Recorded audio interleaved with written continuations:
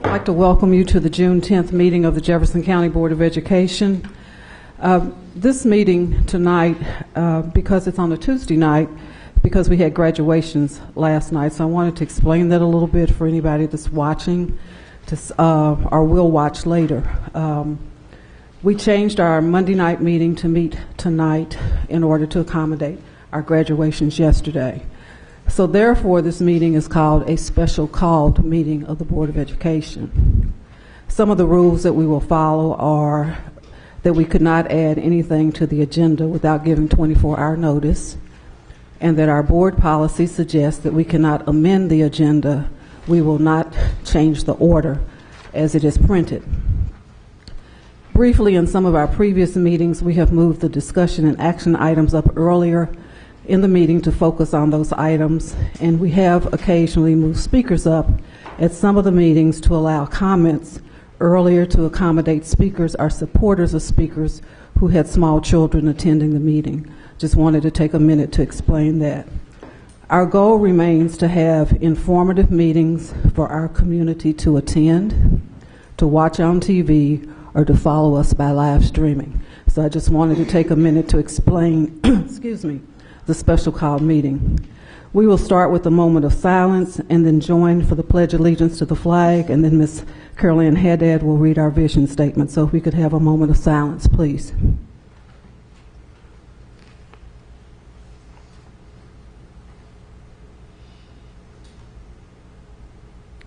Thank you. Please stand for the pledge.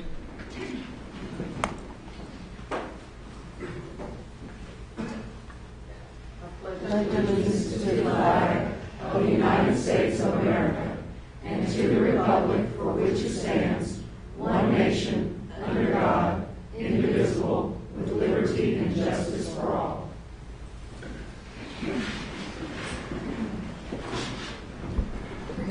Thank you. Ms. Haddad. All JCPS students graduate prepared to reach their full potential and contribute to our society throughout life. Thank you very much. Is there a motion to approve the minutes of May the 27th? Mr. Hathaway, second. Ms. Haddad, all those in favor? Unanimous. Thank you very much. Recognitions and resolutions. Ms. Terry Robinson. Thank you, Ms. Porter and Ms. Robinson. In 12-13, all GAP groups improved achievement. In building on the momentum of the equity scorecard, the academic progress of all these GAP groups, and understanding that students of color are not performing as well as their peers, we know that we have more to do and need to look at the data, design professional development that gives teachers more tools to reach all children, and listen and support the teachers that are truly assisting in assuring all students graduate prepared. In a school district that is rich with diversity and wrapped in community support, I am pleased that we've been asked to be part of the Council of the Great City Schools pledge for males of color, joining school boards and colleagues from across this country.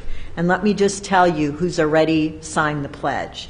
Albuquerque, Anchorage, Atlanta, Austin, Baltimore, Birmingham, Boston, Bridgeport, Broward County, Buffalo, Charlotte Meck, Chicago, Cincinnati, Clark County, Cleveland, Columbus, Dallas, Dayton, D.C., Des Moines, Detroit, Duval County, Jacksonville, El Paso, Fort Worth, Fresno, Guilford County, Hillsborough County, Houston, Indianapolis,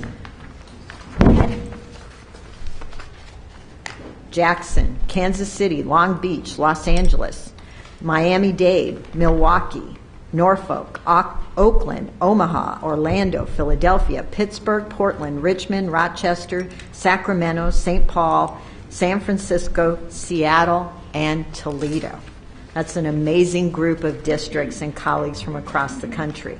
Knowing that one size does not fit all and no one strategy reaches every child, we need to join with other large districts and collaborate with them. We cannot settle for less than our vision that all JCPS students graduate prepared. Ms. Terry Robinson will now read the Males of Color Pledge initiated by the Council of the Great City Schools, and we are asking the board for adoption. Ms. Robinson. Good evening, Dr. Hargens, Board Chair Porter, and members of the Jefferson County Board of Education.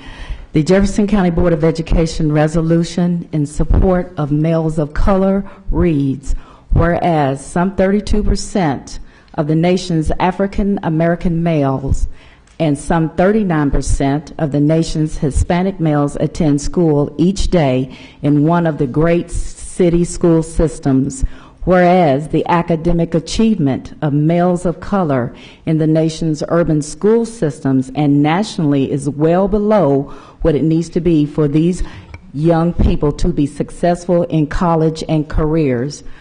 Whereas disproportionate numbers of males of colors drop out of urban schools and often have low attendance rates. Whereas males of color disproportionately attend under-resourced schools and are taught by the least effective teachers. Whereas the nation's great city schools have an obligation to teach all students under their aegis to the highest academic standards and prepare them for successful participation in our nation. Be it therefore resolved that the Jefferson County Public School District pledges to ensure that its preschool efforts better serve males of color and their academic and social development, and that the Jefferson County Public School District will adopt and implement elementary and middle school efforts to increase the pipeline of males of color who are succeeding academically and socially in our urban schools and who are on track to succeed in high school, and that the Jefferson County Public School District will keep data and establish protocols that will allow it to monitor the progress of males of color and other students in our schools and appropriately intervene at the earliest warning signs, and that the Jefferson County Public School District will adopt and implement promising and proven approaches to reducing absenteeism, especially chronic absenteeism among males of color, that the Jefferson County Public School District will develop initiatives and regularly report on progress in retaining males of color in school and reducing disproportionate suspension and expulsion rates, and that the Jefferson County Public School District will develop initiatives and regularly report on progress in increasing the numbers of our males of color and other students participating in advanced placement and honors courses and gifted and talented programs, and that the Jefferson County Public School District will strongly encourage colleges of education to adopt curriculum that addresses the academic, cultural, and social needs of males of color, and that the district will maintain data on how these teachers do with our males of colors, and that the Jefferson County Public School District will develop initiatives and regularly report progress increasing the numbers of males of colors and other students who complete the free application for federal student aid, and that the Jefferson County Public School District will work to reduce, as appropriate, the disproportionate numbers of males of color in special education courses, and that the Jefferson County Public School District will work to transform high schools with persistently low graduation rates among males of color and others, and to provide literacy and engagement initiatives with parents, that the Jefferson County Public School District will engage in a broader discussion and examination of how issues of race, language, and culture affect the work of our district. Be it also resolved that this resolution in support of males of colors is consistent with Jefferson County Board of Education policies and the strategic plan Vision 2015. In witness whereof, we have set our hands and caused the seal of the Board of Education of Jefferson County, Kentucky, to be affixed the 10th day of June, 2014. This resolution shall take effect upon its passage and adoption. This concludes the reading of the resolution. Thank you. Again, we're requesting adoption of the resolution. Is there a motion to receive the resolution? Mr. Jones, second. Ms. Haddad, all those in favor? Ms. Porter, can we make a comment before we approve it? Sure. Okay, so it's motion and seconded, and I'd just like to add a comment. There's a piece of it I don't want to leave unexplained, and I think it's important that we work with other school districts and we continue to do this, and I know we collect lots of data and we can do this. There's one piece that jumped out at me that I want to be clear to this audience and to our community. That is the part that says, whereas males of color disproportionately attend under-resourced schools and are taught by the least effective teachers. JCPS, I know that there may be some areas where schools need more resources, but I don't see that we under-resource schools that have challenges, that have a higher percentage of students of color. We need to continue to look at that to make sure that everyone has what they need to learn, and it can be different. But I don't see that that's really true for us completely. It certainly needs some explanation, because we should be commended for having a suburban-urban system where our resources are distributed where they need to be. That's number one. If you look at per pupil expenditures, you'll see that's true. And I think we need to be commending ourselves for that. Number two, and that males of color are taught by the least effective teachers. The most important thing is to have an effective teacher in every classroom, whoever that is. But I think we're not doing the teachers justice who work in challenging schools, who teach these kids every day and get results that are extraordinary. To just have a broad swipe that we have the least experienced teachers in these challenging schools, that's just not true. There are some probably inexperienced teachers all over the county, and Dr. Hargens, to the extent we have teachers that aren't performing, we need to make sure that's happening. Passing a resolution is great, but if we have teachers that aren't performing, we need to know that and take care of that. So happy to pass the resolution, but I want to clear that up. We do resource schools to the best of our ability, and we do have, I think, ways that we can make sure all teachers are performing well, and we need to celebrate all the teachers that do well in challenging schools. So with that, I'm ready to vote. And my only suggestion was, because every other thing says the nation schools, the urban schools, so it really is a national perspective. But I think that's a very good point. Would it be appropriate to amend it to say that to add nationally? Across the nation, males of color disproportionately attend? Because I think Ms. Lesson's point is a good one. Yeah, I agree with that. I think it would. So the motion, Mr. May I Jones? make a motion that we amend the fourth whereas by adding, after the word whereas, across the nation, comma? Yeah, I'll second that. I had the Okay, original second. second. Yeah. All those in favor? Motion passes. Okay, Ms. Duncan, you had a comment, and then we'll call for the vote. Yes, and also, listening to the commitment here, I just would challenge any, I think, perspective here that says that we treat kids differently based on their skin color. I would challenge that.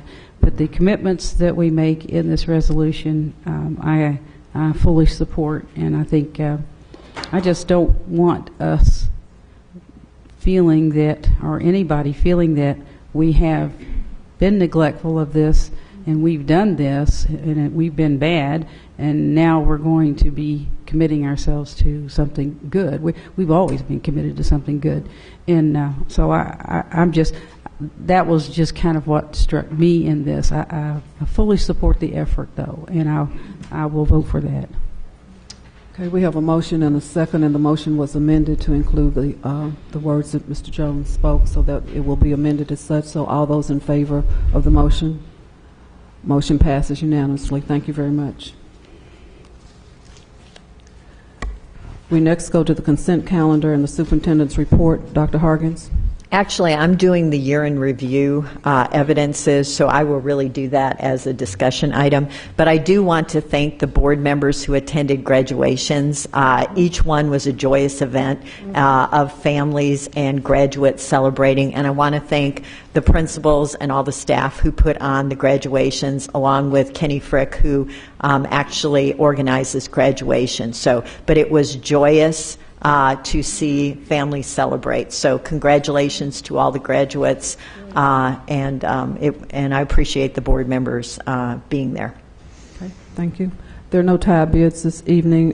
There are currently no speakers on the consent calendar items. Are there any items that need to be pulled down from the consent calendar? Mr. Brady? Item X.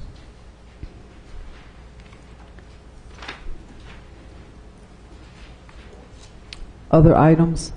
I have one. Ms. Duncan? Item D, as in Duncan. Other items? Okay, we'll start with item D, the approval of the organizational charts. Ms. Duncan? Yes, I just had a question about, there were many reductions in days of these employees, and I'm just wondering, when there's a reduction of days, is there also an equal reduction in responsibilities, because their duties have been over a certain number of days before, and now we're going to cut those days back. So is there an equal commitment to having to do less for fewer days? Well, and actually, whenever we look at a position and reduce the number of days, it really has to do with, we believe that the job can be done in the reduced number of days. So that is an alignment, so we don't expect people to do the same amount of work. We believe the work can be done in the reduced number of days. What about the 11 instructional assistants? What impact will pulling out 11 instructional assistants have on the teachers that they were helping? Have you, is there, has somebody determined that they weren't needed, or what was going on there? And actually, Dr. Hensley will address that.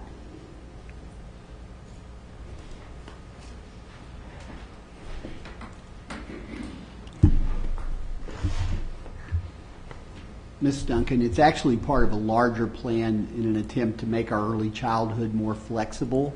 So what's happening, you're seeing the addition of 10 instructional assistant floaters who can respond to where we have needs out in the field. So often with our early childhood, it's extremely difficult for us to get substitutes when teachers are out. When we have situations where we need to respond well, we actually are moving instructional assistants to be more responders, where we need extra help, where there's a situation that's a problem.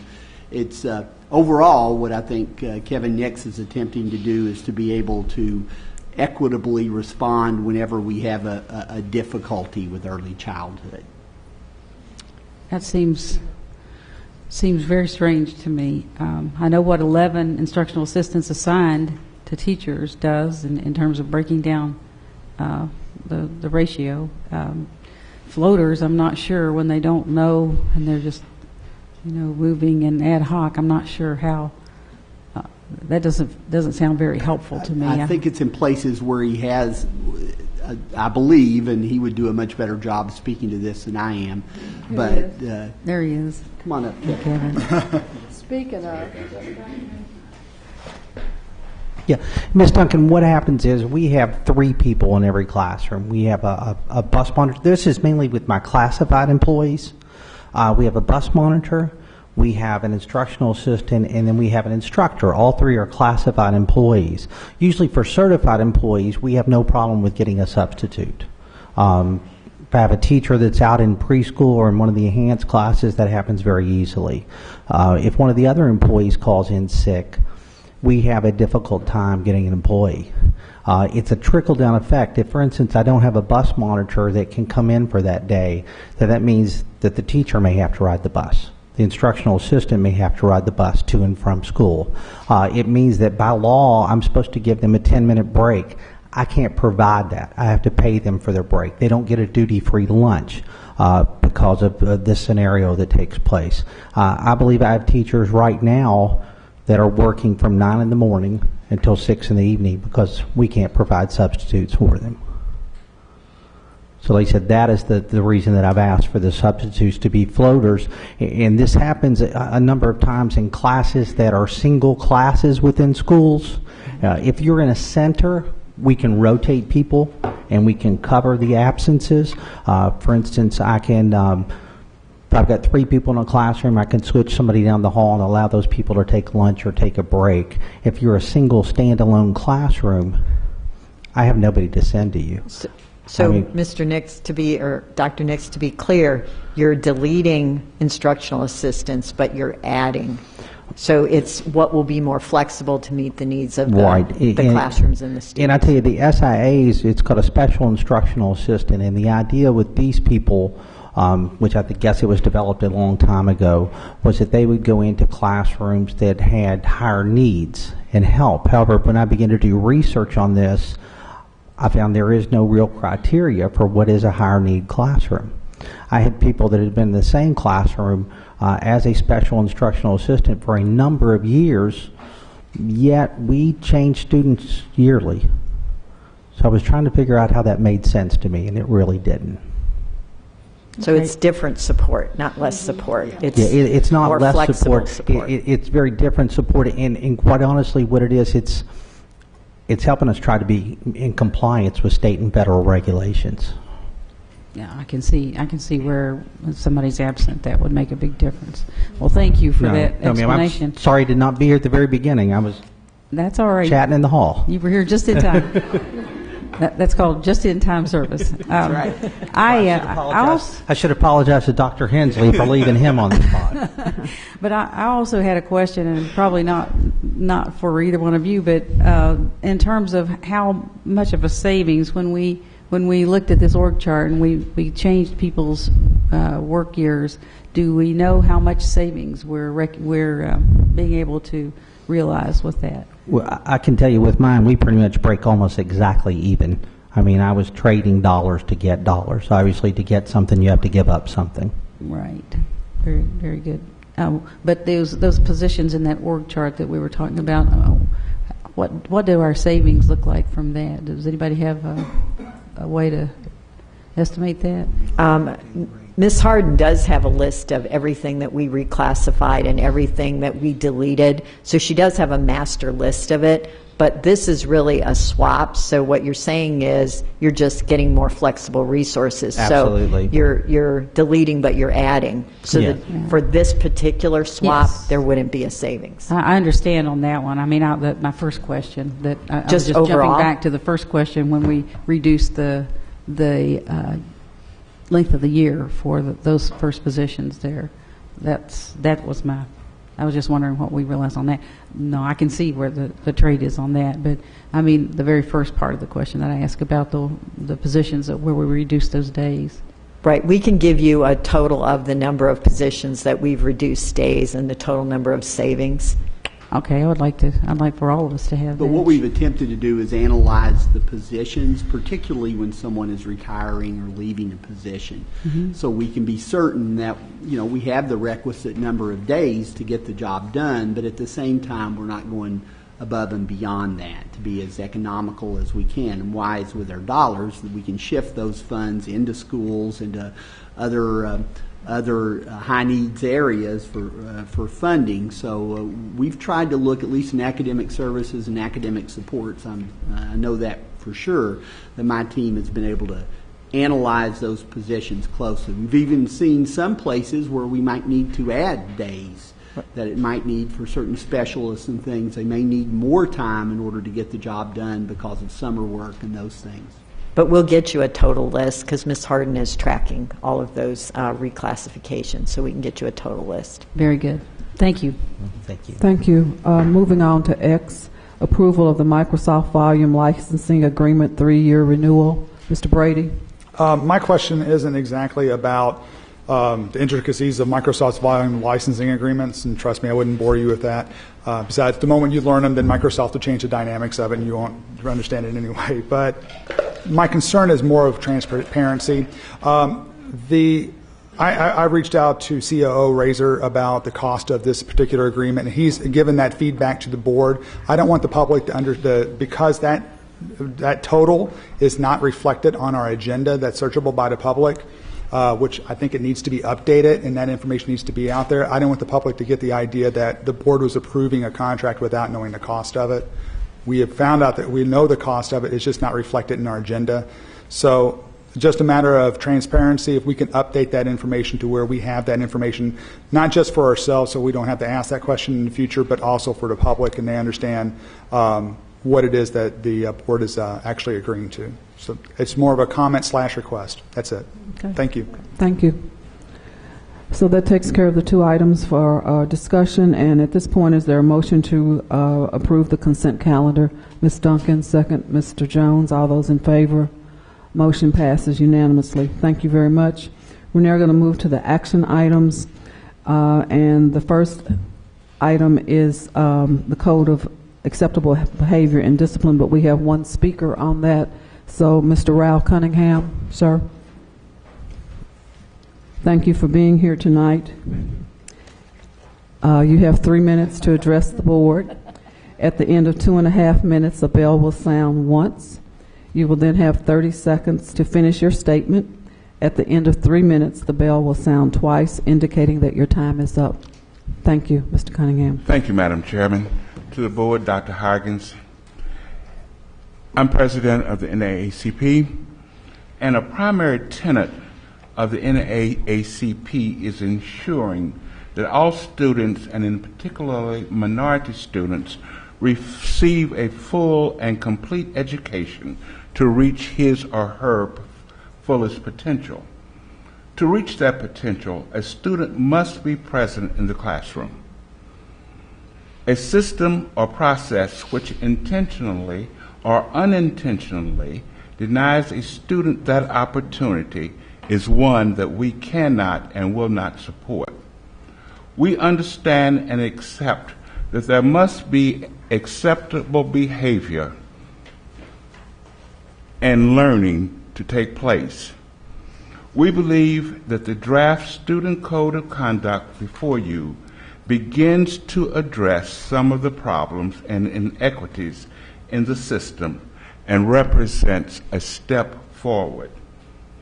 Though we are supportive of the draft, we believe that more can and should be done, including a more structured and mandated training process for all who work for JCPS, especially on restorative practices as articulated to you by Dr. Cherie Dawson. A return to the metrics of acceptable behavior as proposed by the review committee going into the last day of meetings, and elimination of one divisive term, that being zero tolerance, which adds nothing to the meaning or intent of what is clearly laid out in the code. We, the Louisville branch NAACP, stand ready, along with many other organizations, to work with you to make JCPS a model in teaching and learning. Thank you so very much. Thank you, Mr. Cunningham. Dr. Hargens, I will turn it over to you for the agenda item. Thank you very much. I just want to remind the board that we had a work session regarding this 2 weeks ago. So, and really, just to summarize, there were 2 goals in the Code of Acceptable Behavior and Discipline and the Student Bill of Rights. Goal number 1 is to provide every student with access to a safe, secure, and orderly school that's conducive to learning and to avoid loss of instructional time and repeat behaviors. So remember, the code is just one piece of a system of support. It sets the expectations. How do you expect students to behave, and what do you expect staff to do in terms of a range of consequences? So I'll remind you that the revisions included a military recruiter opt-out form, a change to that, a range of corrective strategies, taking the local school suspension to tighten the range 1 to 3 so that we can get more consistency across the district, taking the range of a district suspension to 6 to 10 rather than that really huge range of 6 to 20 where you get lots of inconsistency. Changes to the language that say may, that more reflect the practice, so that there are options and discretion with really intelligent administrators to make a choice. And then positive behavior, intervention support, and restorative practice. That's an important piece now of the code. And the term board suspension, based on the feedback from the board, changed to district suspension, because as we talked about, the public expects to see the board when they go appeal a board suspension, and you're not there because it's district officials being there to actually deal with long-term or a district suspension. I just want to reiterate, too, is that the code is printed every year for every family. We do that regardless of a revision or not, and that's a cost, but it ensures us that regardless of internet access, you have a physical code so you know what the expectation is. You also sign a piece of paper that says, I've received the code. The meetings were held on Friday. They were 2-hour meetings. Over 20 hours were spent looking at the code to revise the code.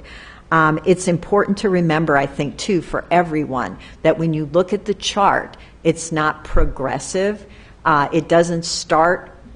It can go right to a long-term suspension if the offense warrants it. So it's important for everybody to understand that. Every offense doesn't start with the lowest. We have the ability to go for a serious offense, to treat it as a serious offense. What's really important, because it's the expectation, is that we have training over the summer to set the expectation with our principals and assistant principals so they can really learn the code. And not to frighten anyone, but it frightens me. Friday is the 13th, right, of June. We have 2 months before it's the first day of school. August 13th is the first day of school. Our principals and assistant principals are anxious to get the code and to get the training so that they can implement it fairly and consistently. So it's really important that we assure the community that we're applying the expectations of the board with fidelity and with consistency. And I think the only way to do that is to bring back data to the board based on number of offenses and how those offenses were dealt with, so that you have complete confidence, as I do in the administrators. We trust that the administrators will apply the code, but we also need to verify that we're being consistent throughout the district. Based on that, what we're asking is that, and my recommendation is that you accept the revisions and approve the revisions to the Code of Conduct. Thank you, Dr. Hargens. Ms. Westman? Did you have your hand up? Both of us. Oh, okay. I'll go ahead and start then. Have a couple of things. I have a statement I want to read that should just take a few moments explaining my perspective on and my plan to, on this. But I do have a few questions about the document.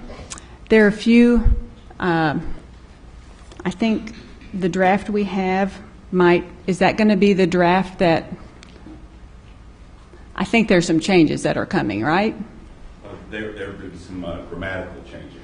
Well, grammatical. To reflect the 6 to 10 Yeah. We found some spots that still said 6 to 20. Yeah, I We see were hoping to change those. 2 on page 13. Yes, ma'am. So you're going to take out the 11 to 20 because that's not an option, right?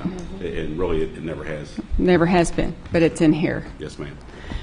What I've heard, what about the formal hearing? There's still going to be formal hearings? We have informal hearings at the school level and at Yeah. the district level, but we haven't really had any formal hearings, and But there's a section on formal hearings. Is There that going to is. stay in? we would like to delete it, but we didn't get to that in time to give to everybody, and I don't want to keep changing it and sending Yeah. it out, 'cause I know Right, that's right. frustrating. There's also, one of the questions I had from a school was about smokeless tobacco. And that I saw that that's in here. Yes. But there are like 3 places where tobacco comes up, and that's not explained in the other places. In fact, in the definitions on the back under tobacco, it doesn't include the smokeless stuff. So maybe that should be looked at. Yes, ma'am. Can you Well, make it- you're right. On page 28, it says with an electronic device or similar instrument. Yeah, there's a But- couple places where it doesn't. It's not mentioned, so I want to make sure that's in there.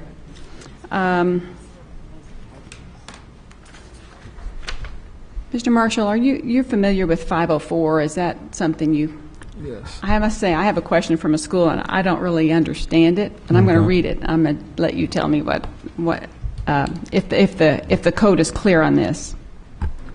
Under 504, the manifestation determination, that means if a student's behavior is based on their disability, right? Correct. Okay. The manifestation determination takes place after 10 days, not 5. The District 504 guide says 10. The manifestation form says 5. Federal law says 10. Okay. Do you understand what they're asking?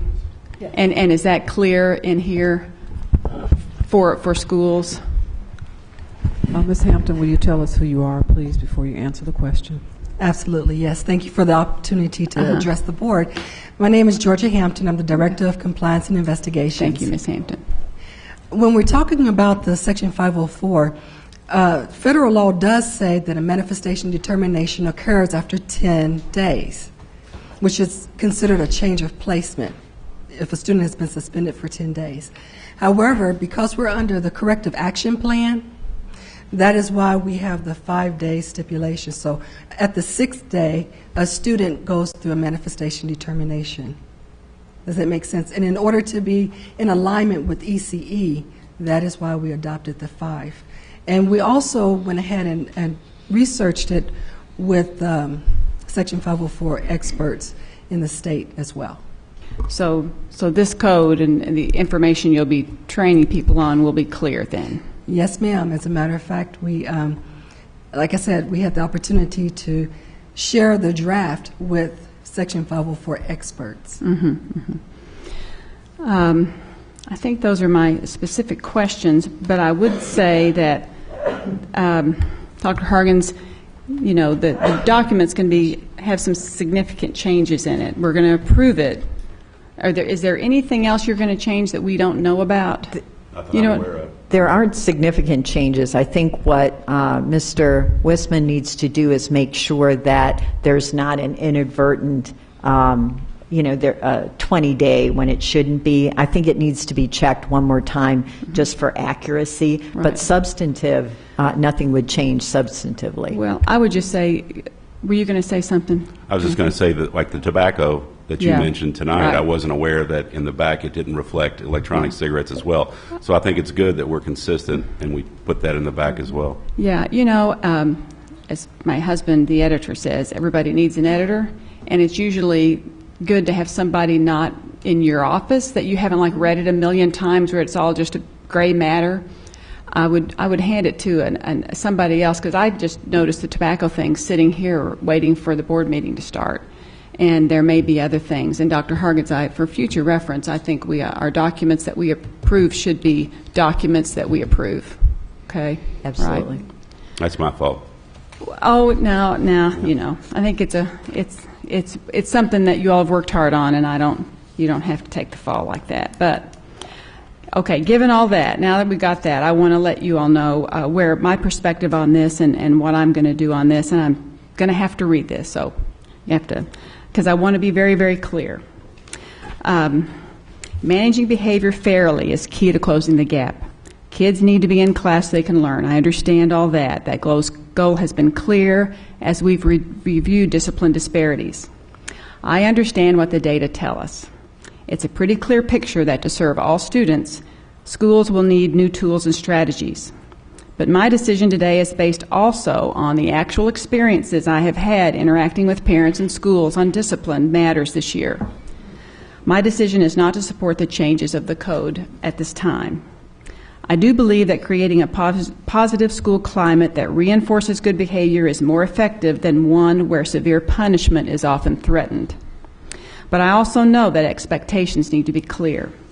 Principals have to be supportive in creating a climate where learning can occur, and each of their schools is different. Graduated discipline seems like a no-brainer. Suspending children for minor offenses isn't helpful. But in this updated code, there is less clarity on what a school administrator can do about a serious incident. Almost all the shalls, meaning this shall happen, have been changed to may. This may happen, may or may not happen. An example of a change that is problematic is in dealing with a student who has either assaulted a staff member or brought a weapon to school. Before, or currently, the code said the student will not be allowed to return to his or her school. Now it will say he or she may or may not be allowed to return to that same school, that same classroom. This is a serious matter. The code draft explains that district personnel, you guys, will determine that placement. But I'm not comfortable with how those decisions will be made. All these changes create ambiguity for staff and for families. Perhaps after significant training and reassurance, this might work. But I don't believe we're there yet. And this is not at all a comment that we don't need to train. Of course we do. But behavior rules are extremely important. But more training and inclusive discussions need to occur. We need to hear more from schools and parents. At this point, it feels very top-down. The intervention strategies explained in the code are very promising. That's the PBIS training, the restorative practice, all of that could go on anyway. I would prefer that over the next school year we move forward with implementing these interventions, continuing training, and observing results. Our new budget funds more mental health and behavior management staff. Let's see how all that works. We've already seen reductions in suspensions over the past couple of years, and we should be commended for that too. But I don't know if we are addressing disparities in this suspension reduction. Let's continue this work and revisit the code for 14-15. The revision study doesn't need to wait, meaning you could keep the conversation going and have a more solid revision next time. Public education must have the confidence throughout all the community to be successful. Everyone I know wants kids to succeed and understand some students need more support. But they also want to know not only that schools are safe, but students are learning to behave. Discipline issues were a concern at both my community meetings this year. Dr. Hargens, you were at both of those. Last month, a parent delivered a letter to us from my area with more than 100 parent signatures expressing their concerns about behavior. Just a couple of weeks ago, I got an email from a parent concerned about a fist fight during lunch at an elementary school. She was mostly concerned because other students didn't pay much attention. Accepting this behavior isn't what we want to happen. I don't see how the code changes address this. I can see how training on preventing these incidents can address this. But we have to be clear about behavior standards no matter what. This example cannot be our story. I know we don't want it to be. But there's more work to be done, in my view.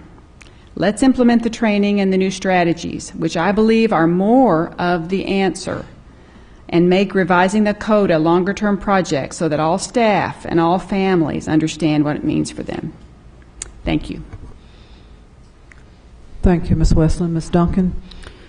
Well, I feel a great deal the same way that Debbie does about what was done here. You know, the revisions that you named are revisions I support. Not a problem. It's the revisions that you didn't name that I'm having the trouble with. As a practitioner, to look at the chart, you have to implement discipline according to the chart. And we had several crimes that have now been shaded in. We can, an administrator has a discretion of a 3-day suspension rather than a board suspension for a crime. All of the crime things that we have listed on the chart require that we contact police. So, I have to ask this question. Can you explain assaulting a bus driver not being worthy of a board suspension? Can you explain that? What would we see that it would not be worthy of a board suspension? Or what would we see if you assault a teacher or if you assault another student that would not be worthy of a board suspension or district suspension, whatever you want to call it? And bringing drugs to school, either to use or to sell to others, what could you explain that would make that not worthy of a suspension to the board, which takes a child to counseling, to help if there is a problem there, or at least a pathway to help, and involving a parent. Even the committee said a 3-day suspension is a vacation, because if parents aren't correcting kids, they come back uncorrected, and guess what? Something worse takes place, because they had that 3-day vacation. Apparently it didn't mean very much to them to be suspended from school for 3 days for that. So I'm looking at my fear here is that we're going to see serious crimes, and I'm talking about emptying the building for bomb threats, which it's a crime. I'm talking about, like I say, assaults, sexual assaults. I'm talking about drugs use or possession on school grounds.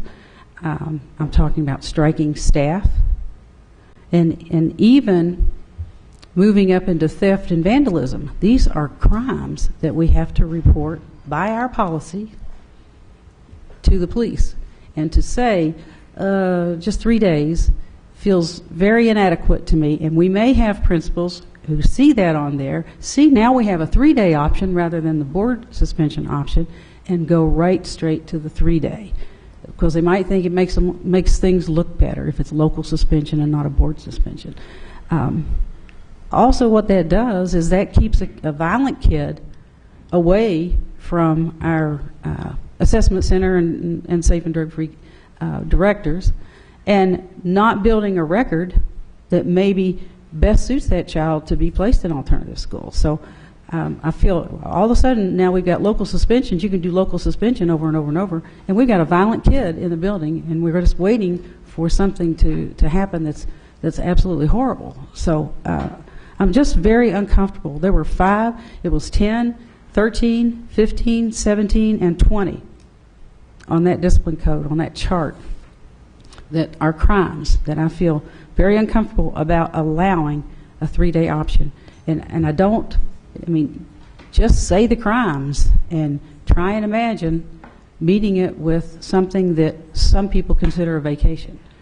And Ms. Duncan, I guess what we want to reassure you is that those numbers that you listed off, we have talked about this, is we will bring back the number of incidents with those numbers and verify for you that a serious offense had a serious consequence. So and that's the consistency that we want to have throughout the district. So that is absolutely what we can assure you that we'll do. And Mr. Wisman and Mr. Marshall, we have talked about that. So, and I'm committed to doing that as well. Make no mistake about it, a serious offense will have a serious consequence. No one wants anything different than that. But what we're finding is, remember the example that we gave, disruptive behavior? It had a whole range of what disruptive behavior meant. We need to get consistency with our principals and assistant principals to define things the same way and issue the right consequence.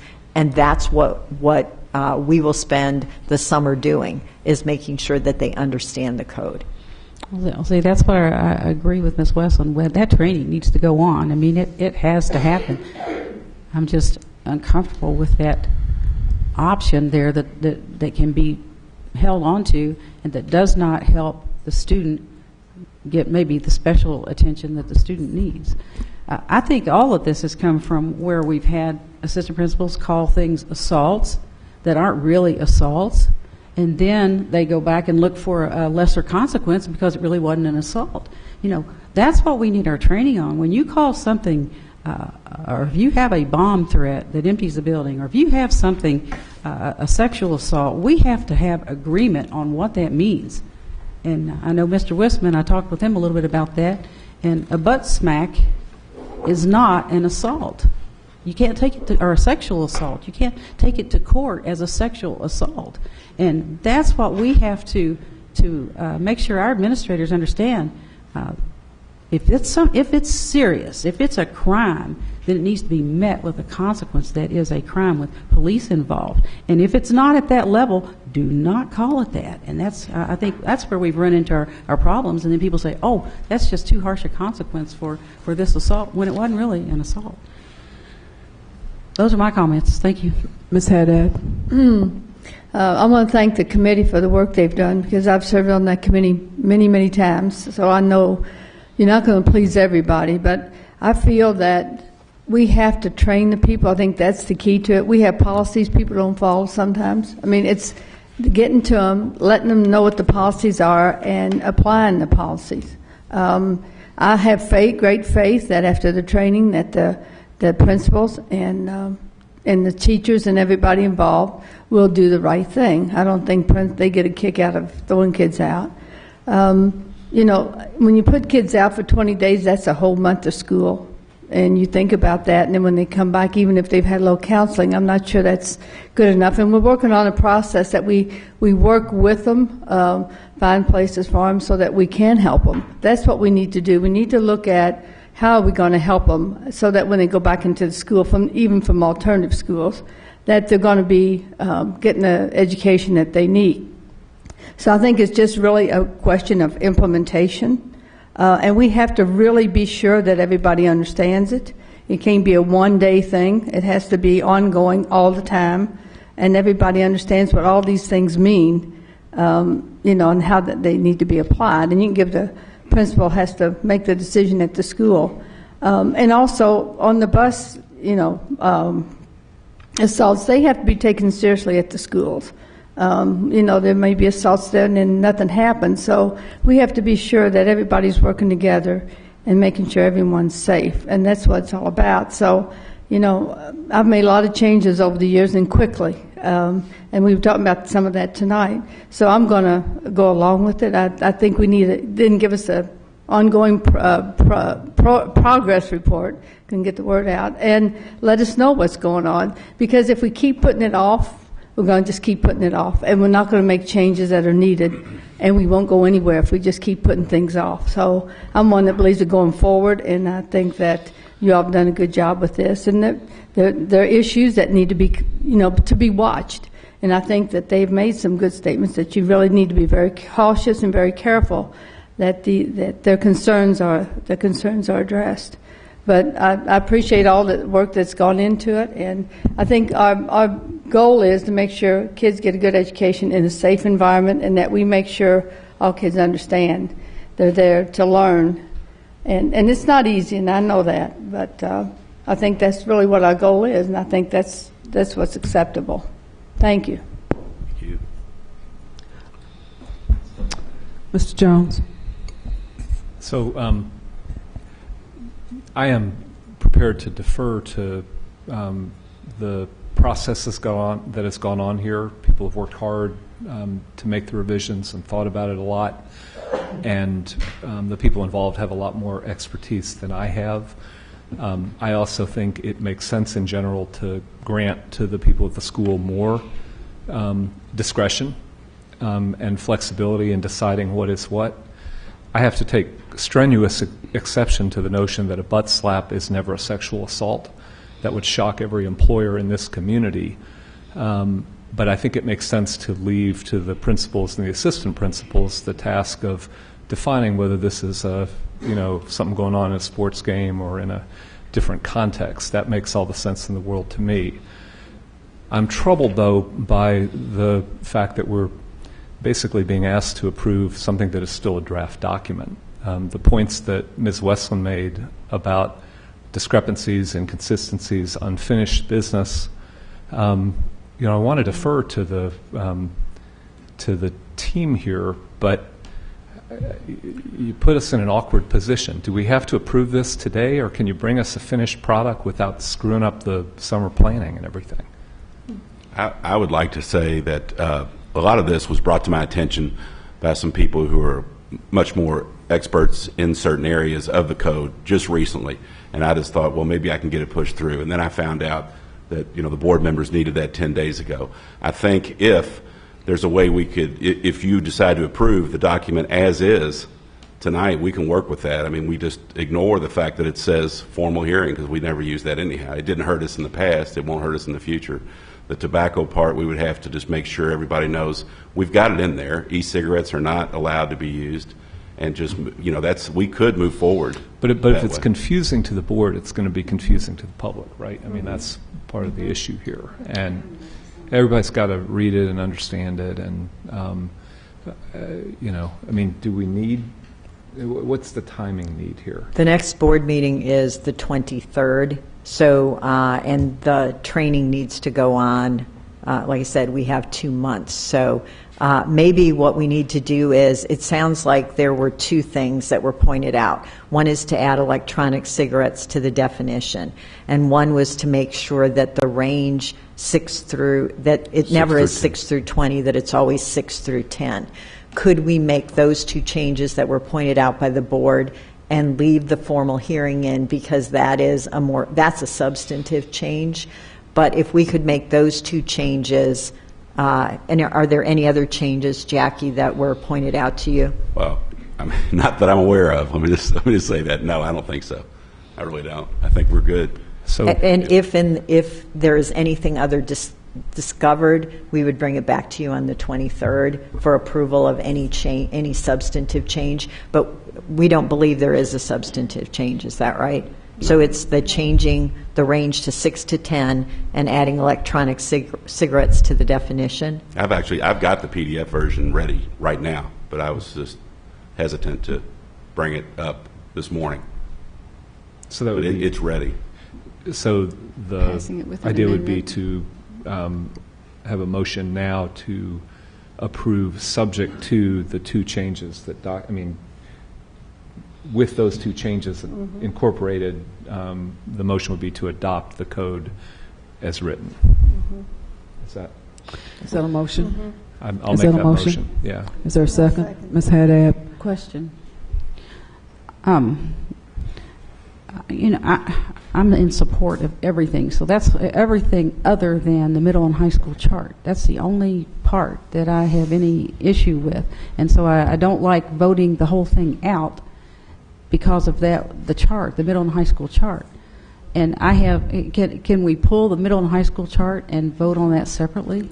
I would have to ask for guidance on that, because what has been presented to us is the code of conduct, and what you're asking us to do is to start to dissect the code of conduct. So I think that what is before us is to vote on the document with the 2 recommendations that have been made. And if I am misstating that, Ms. Miller, Dr. Hargens? I think the only 2 changes we're talking about are editing oversights. Okay. There's a motion and a second. So at this point, all those in favor of the motion, please indicate by raising your hand. Mr. Brady, Ms. Haddad, Mr. Hadaway, Mr. Jones, Ms. Porter, all those opposed, Ms. Duncan, and Ms. Westland. So the motion passes. Thank you very much. Thank you. Thank you. I would like to say thank the committee for their hard work. On the piece about the consistency with things like the electronic cigarettes, I would ask that Dr. Hargens, that staff be assigned to work with the final document or whatever the draft comes to us. So that should be consistent. That's not a conversation that we need to be having at this table, in my opinion, one person's opinion, that when it comes to us, all of that should have been looked at by somebody. So thank you, board members, for catching it, and we will correct it. But that should not happen again, if possible. Well, in the future, if there are editing oversights, what we should have done is started with that and told the board what the editing oversights were, and so that would be clear. So we will, first of all, let's not have any editing oversights in the future, okay? How about that? Yeah. Well, and let me just add one more thing. It's okay.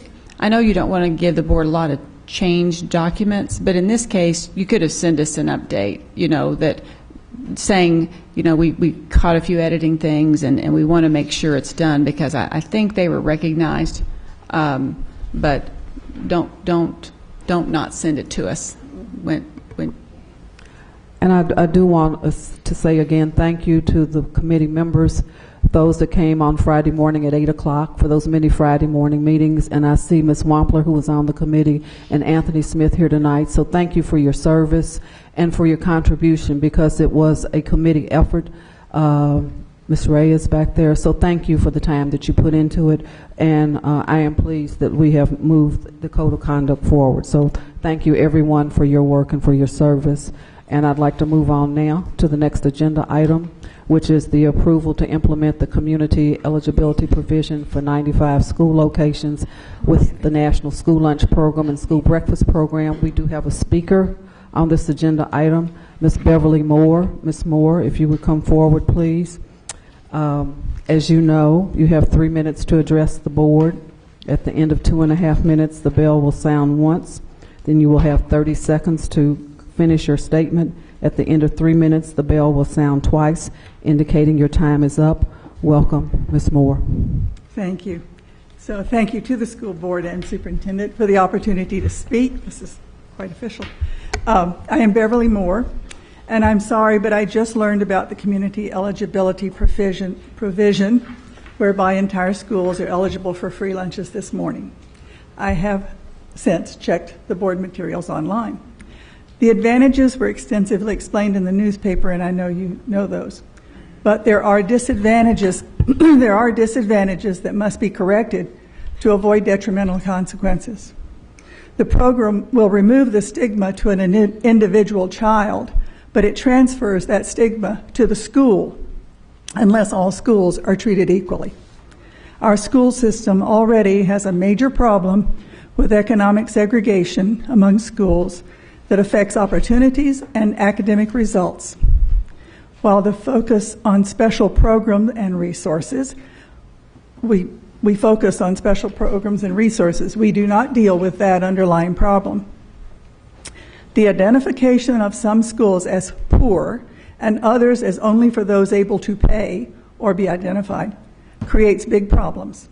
It uses economic incentives for parents to choose one school over another and will have the effect of increased economic segregation and discrimination among schools that will be difficult to counteract. The federal money is hard to turn down, but there is an alternative. Make all the schools meals free in all the schools. The news article said that schools could be paired, and that's in the materials. With a high free and reduced rate in this school system, especially in elementaries, all elementary schools could be paired. The free and reduced rate is lower in middle and high schools because parents do not apply. So a case can be made that those schools are all eligible through pairing as well. If we can only start by offering free meals in elementary, it is better to do it that way. There are alternatives. I beg the school board to find a better way than further stigmatizing schools, limiting school choice based on income, and increasing economic segregation. So thank you for taking this in consideration and dealing with this problem. Thank you, Ms. Moore.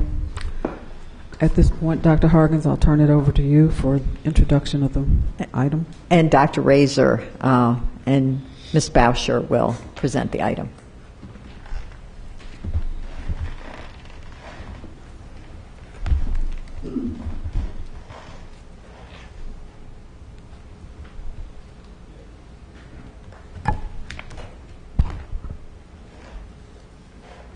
Good evening. We have what I consider to be a very exciting, a very innovative initiative to bring forward to you tonight. It is something known as the Community Eligibility Provision. This was established by the Healthy Hunger Free Kids Act in 2010 And what it does is it enables high poverty districts and schools to offer free breakfast and lunch to all students, based on the percent of students in each location that are directly certified to receive free meals. And basically the way it works is any school that has over 62.5% of its students certified as eligible for free meals, all the students in that school can receive free meals. The other thing that the community eligibility provision allows you to do is to cluster schools together. So, for example, if the average of 2 schools you've put together is 62.5% or greater free meals, that school can also, the school with the lower percentage may also have free meals.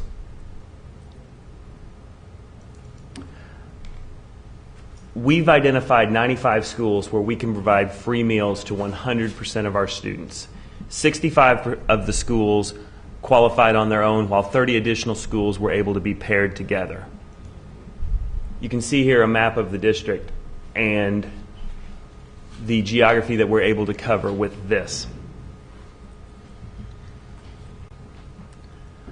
And really what we're looking at is we're looking at 22,000, almost 23,000 additional breakfasts that will be served every day, and 11,370 additional lunches that will be served every day. Right now, we would receive almost $2 million in additional revenue in food service if we had this program today.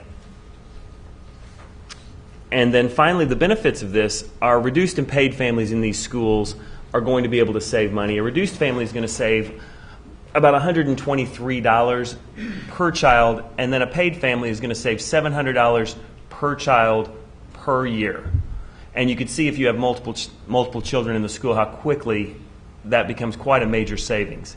The other thing that we're able to avoid in these schools is there's no charges, there's no late or overdue accounts, and there's no bad debt at the end of the year that the food service department just has to eat. And then finally, earlier this evening, you approved on the consent calendar a raise in the meal prices for next year, or an increase. We're federally mandated to increase our meal prices every year until we reach the reimbursement rate that we get for a free meal from the federal government. There's a waiver that allows us to avoid doing that. Last year, you might recall that I sat in front of you and was able to tell you that we didn't have to raise meal prices. And the reason for that was because we had over a 3-month operating budget in our nutrition accounts. This year, because of the rise in price of produce, supplies, and as of late, almost a 17% rise in the price of milk, this year we don't have a 3% operating budget. If you look at our operations, they're actually more efficient than in years past, but with the price increase of our produce products, milk, it has caused us to dip down to about a 2.8%, or I'm sorry, a 2.8 month operating budget. So I think the advantages greatly outweigh any of the disadvantages. Personally, I see this as a great advantage for the 90 schools that we're able to offer this to. I see it almost as a recruiting tool for these schools when you think about families that are there, especially in some of our paired schools and other ones, where you're saving $700 a year per kid. Ms. Boucher and I are more than willing to answer any questions that you may have. Or can I make a couple of comments or add some additional information? So I would love to offer CEP in 100% of JCPS locations. But the fact is that our district-wide direct certification percentage, and students are direct certified for free meals if they receive certain federal benefits, SNAP, KTAP, TANF, Medicaid, that directly certifies them to receive free meals. The families do not have to complete a free or reduced meal application. Certain other categories of students are also directly certified for free meals if they're runaway, homeless, or migrant students. So district-wide, the number of free students that are directly certified for meal benefits is 49.73%. The way you determine the percent of students in a school that participates in CEP, the percentage that you can claim as free, is based on that percent of direct certification times a factor that is set by USDA. It is currently 1.6. Thus, if a school is 62.5% direct certified, I can claim 100% of the breakfast and lunches free. At a district-wide percentage of only 49.73, I can only claim 79% of the breakfast and lunches as free, and the remaining meals served are claimed at the paid reimbursement. It takes the reduced reimbursement and the cash from parents out of the equation. And you run into a risk of, at that point, not getting enough revenue through the reimbursement to meet all of the expenses associated with providing those meals. The current paid reimbursement rate is only 36 cents compared to $3 and a penny for free meals. If the food service department were to go into the red, it is required that the district subsidize the difference. I don't want to put district funds in jeopardy because we know that that needs to go to the classroom to serve our students. These 95 schools that we have identified, we clustered some of them so that we could include all of the Title I schools because they didn't all individually meet that 62.5% threshold. We also include all early childhood centers and special schools. So that is the group of schools that constitutes these 95 schools. We can definitely claim 100% of the breakfast and lunches at those schools free. We will evaluate the program this year, definitely keeping our eye on the bottom line. And if we can extend this provision to other schools in the future, we would be delighted to do so. Because as I have often told you, I believe that providing nutritious school meals to students is as important as the textbooks and the transportation that we provide to them to assure that they succeed academically. Thank you. Mr. Brady, thank you. All right, so a couple questions, and you kind of answered this, but I just want to be a little bit more direct and just get a price on this. You just kind of went through the rationale for not providing, or why the district would be not advantageous for us to provide school meals for free for all of our students. Is there do you have an actual cost or price figure as to what that would cost a district if we were to go with this program and provide Here's the model that I've run so far. I looked at year-to-date through April, based on the number of breakfasts and lunches that we have actually served in the National School Lunch Program and School Breakfast Program. I said, what if this year those 95 schools had participated in CEP and the remaining schools had participated in the traditional program? And I looked at the revenue from that. Then I looked at what if 100% of those schools had participated in CEP, and the difference is $6 million in revenue. And again, $6 million, if that's what I end up in the hole, that's what I have to ask you for, and I do not want to do that. I just want to get an idea of, for the public's sake, of what type of dollar figure we're looking at. Yes. So I want to at least get that out there. $6 million less if all students participate in CEP or all schools participate in CEP, compared to the 95 schools participating in CEP and the remainder implementing the traditional program in the traditional way. And do you mind if I ask? No, and I do want to come back to this, but sure. No, but just to try to understand, so if we do the 95 schools, do you mean it would cost an additional $6 million to get free lunch to everybody? No. I'm saying that I would have an additional $6 million in revenue from in only doing CEP in 95 schools compared to doing CEP in all of our schools. The revenue is less because I can only district-wide claim 79% of those meals as free. Federal reimbursement, yes, federal reimbursement. But the scenario where 95 schools are CEP and the other are traditional includes the cash payments that I would expect to receive from reduced and paid students. So I've included not only the reimbursement based on the meals actually served in those remaining schools and the cash that has been received in the program from those schools. And the difference is still $6 million. Well, let me just try to simplify it. If we say yes to the 95 schools, how much more would it cost to bring free breakfast and lunch to everybody in all schools?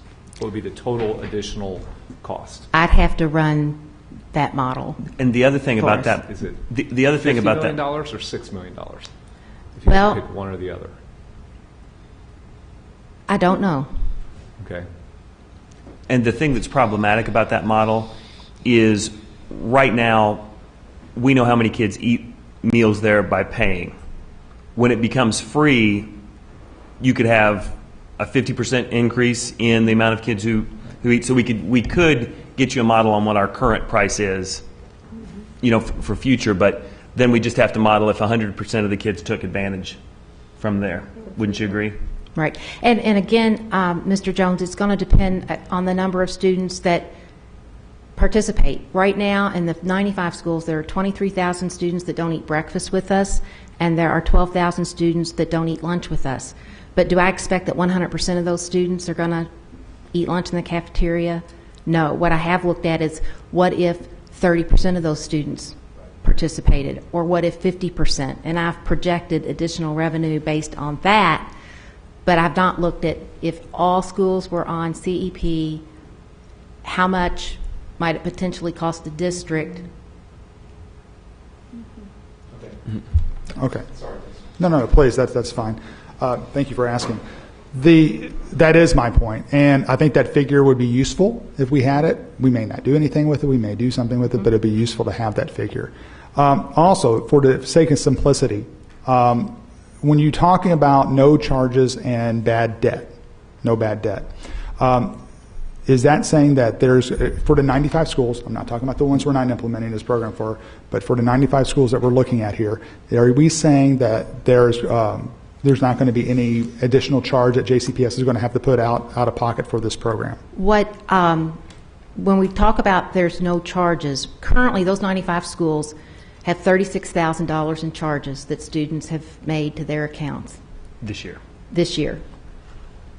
Money that I've been unable to collect from parents. If we go CEP, I don't need to worry about charges because everybody's eating free. Okay. And there is a significant cost often associated with trying to collect this money, which USDA says I must try to collect. All right, more succinctly, my question is, with this particular program, is there going to be any additional cost to the district? The only additional cost is if we have more participation than we have now. But that also is accompanied with more reimbursement. Does that make sense, Mr. Brady? I understand that. The only potential cost for the district is in these schools, the district can no longer process free and reduced lunch applications. And Julia can go into that a little bit more, but the district is able to bill the nutrition service department to process those applications. And this is a minuscule amount of money in comparison. We're talking a few $1,000s. Okay. I still feel I'm not getting a clear answer to my question here. I feel like I'm asking a clear question. I'm just trying to figure out if there's going to be an increase that is going to come from that's what we're going to have to supplement. No. That's what I'm trying to get. For these 95 schools, suddenly we have 100% participation. We're still not going to be suddenly doling out $6 million to these schools or whatever for going with this program. That's my question. No. No, Okay. all expenses would be covered by the School Nutrition Services Department. All right, and I think the public needs to know that too, Yes. because we've had some communication saying, hey, this is going to be an extra cost to the district, and I'm thinking, and that's not what I'm saying, but it's not explicitly actually said so, neither in your presentation or at least initially with the answer I received. So I want to be very specific about that. Also want to make a couple other points. First of all, we're getting into an acronym game here, because CEP in this case is Community Eligibility Provision. as opposed to the YMCA CEP program, which is a child enrichment program. Or the Certified Evaluation Plan. All right, and there's that one too. So, when I first heard, when you said, I would like to provide CEP to all schools, and I'm thinking my first mind, as a parent who takes advantage of the YMCA CEP program, I naturally go to that and go, yes, I would love to have CEP at all of our schools too. There is a side, or since we're talking about the 2 CEPs, there is a kind of a side thing I'd like to ask. And again, this may or may not fall under this, and I'm just kind of searching to see if there's a way of looking at it or tying it in. But we do have some summer CEP programs that go on at some of our schools. And I know at some of those CEP programs, lunch is provided and breakfast is provided. And at some of those CEP programs, it's not. So my question is, will this be able to tie into those programs that parents are sending their kids to during the summer, to where those programs, or is it just depending on what school they go to? The summer food service program is completely different than the National School Lunch Program and the School Breakfast Program. In the summer food service program in the CEP sites, at least 50% of the students enrolled in the CEP program, Child Enrichment Program, Child Care Enrichment Program, must be eligible for free or reduced meal benefits in order for me to provide summer meals at those sites at no charge. Okay. So that's the way that works. And you can blame USDA for changing the name of the community eligibility option to community eligibility provision, because it was formerly CEO. Okay. All right. Well, not that that's confusing also. I will say, as a parent who takes advantage of the CEP program during the school year and also during the summer, it's really helpful to have those meals provided for kids there at all of the schools. So just throwing that out there. Lastly, I do want to mention, just from a personal note, and I kind of debated whether or not to bring this up, and I've brought it up actually in the past here in the board, but there's a concern here, and we got an email, at least I got an email from a constituent questioning whether or not, or actually advocating for not approving this program. And part of it was, these kids, there's this perceived perception that kids run as free and reduced school lunch, and there's some type of embarrassment out there, but that's not real, or maybe that's the parents' issue, and that's whatever. I'm a free and reduced school lunch kid. That was when I was in elementary school. I was on free and reduced school lunch. And there were times when someone would make a comment about it. My mom had gotten divorced, and she was a single mom. I'm an only child. Father wasn't in the picture for a long time. So, that actually does make a difference. And I think that's important that the community realizes that. And I can speak from our own personal experience on this. So I'm actually very much in favor of this program. I do want to know the particulars about it. I don't want to blindly approve something without knowing the price tag. But I think it's important. I understand the concern of stigmatizing our schools. I understand the concern of stratifying our schools from socioeconomic status. I really, really, really do. But there's a whole host of other metrics that already do that. And I think in the end, again, going back to Maslow's hierarchy of needs, I'm not going to be able to think about algebraic equations if my stomach is empty. So I want to make sure that our kids are well fed and they're ready to learn. So that's my 2 cents on this, and I'll strongly approve this action. Thank you. Thank you, Mr. Brady. Ms. Duncan? We have so many things that depend on the percent free and reduced lunch. Mm-hmm. So how is it then we're going to be able to say what the percent free and reduced lunch is within these schools, so they can do their friskies and they can do the other things, the Title I programs? How are we going to do that? We met with the Title I folks when we discussed the possibility of implementing this provision. The U.S. Department of Education has issued a memo that allows Title I to use the same 1.6 factor in their allocations. The FCC has issued a memo allowing districts to use the current E-rate that they used this past year.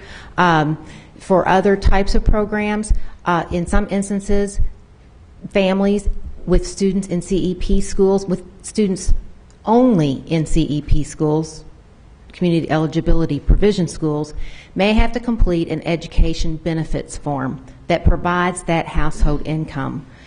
The state has agreed that my department can process those forms when they are necessary. So that is how we would collect that other economic data that may drive some of the funding. And that's not my area expertise, so, but we have agreed to work with the district to do what needs to be done to provide that information. It's just very important because we have all these gap groups. That's one of the gap groups that we try and track, and I just want to make sure that there's a way for us to get accurate or at least the best information that we can on that. Absolutely, I understand. Thank you, Ms. Duncan. Ms. Westland? Just real quick, thanks a lot. It's nice to see you, Julia. You do such good work. I can see what Beverly Moore is talking about, looking at this map. And I think it's a great program, but I just wanted to ask if we would get, or this board would get, certainly when you look at prices next year, get a review on how this worked, because I can see Wilder won't have it, but Zachary Taylor around the corner will have it. And there'll be some discussion about, hey, as people recognize and talk to their friends and, you've got a bigger house than I do and you're getting free lunch, that kind of thing. So it may not happen. That would be great if it doesn't. But we just need to understand how people are interpreting it and how it's working in the schools and whether or not it could be expanded or should be. But that it'd be a good report next year as you try it out. And I would be happy to provide interim reports and let you know how we're doing. Good. That sounds good. Okay. Mr. Jones? So I'd like to ask about how you have modeled demand and enrollment changes around these shifts. My experience is in healthcare, and I remember it's been 10 or 15 years ago, but there was data on how much of a price difference it would take to cause people to change their primary care doctor. And I don't remember the exact percentage, but it was approximately half would change for a $5 difference in copay at the time of visit. And I assume that $700 a year per child could be expected to lead. I mean, if McDonald's reduced the price of its entire menu on the basis of annual spending by $700 on average per customer, you'd expect some demand shifts. So what do you expect in terms of enrollment pattern changes? The information that we used to develop this model was based on the current enrollment figures at the schools that were selected for participation. It's approximately 55,000 students, and we didn't look at what enrollment figures might be in those schools in the future, if that. But if I'm really spending $700 a year on 2 or 3 kids, and I can not do that anymore, that's like paying me $1,400 or $2,100 a year to change schools. And have you done any modeling on, or have you actually not? This is not a modeling question. What happens if enrollment patterns change and the percentage of children in the different categories shifts over the first couple of years? Do the schools then fall out? Okay, so once you put a school on the community eligibility provision, that factor, the 1.6, stays the same for 4 years. So for 4 years, I'll be able to claim all of the breakfast and lunches at those schools as free, regardless of shifts. Now, to your point that, let's say, a paid family that's got 3 children going to a school where they would pay for lunches shifts to a school where I can serve the meal for free, the free reimbursement is $3 and a penny, and the paid student right now, next year, will be paying me $250 or $260. So that is still an increase in the revenue for that meal. I don't understand the implication of that. It's a revenue enhancement for nutrition services. Right now, with the increase you just made, a lunch will cost $2.60. Right. If a student is claimed as a free lunch, we get reimbursed $3 and a penny for that. Right. So there's a 41-cent increase in revenue on every meal that is claimed as free. So if those students switch to a CEP school to save the money, say the family switched to a CEP school to save money, I'd actually get 41 more cents for that meal. The student's still eating in the system than I would if the student had paid for their meal at the school that they transferred from. So I can't really follow the funding through, and I also don't fully understand the implications of the requirement that the food nutrition services break even overall. But I am alert to the possibility that that driver on a small part of the organization could impose a very large cost or possibly a very large benefit. I don't really know. If it shifted the enrollment patterns around so that we needed to change staffing in the schools and and all of that, I'm nervous that the economics of this, the microeconomics, are going to be big enough that they could move people around. In the cluster system, transportation-wise, kind of shifting gears and didn't expect to answer this question, so it's kind of coming off the cuff. But in the cluster system, we have the busing set up. And right now, an elementary school student would be within their 13 cluster, one of the 13 clusters.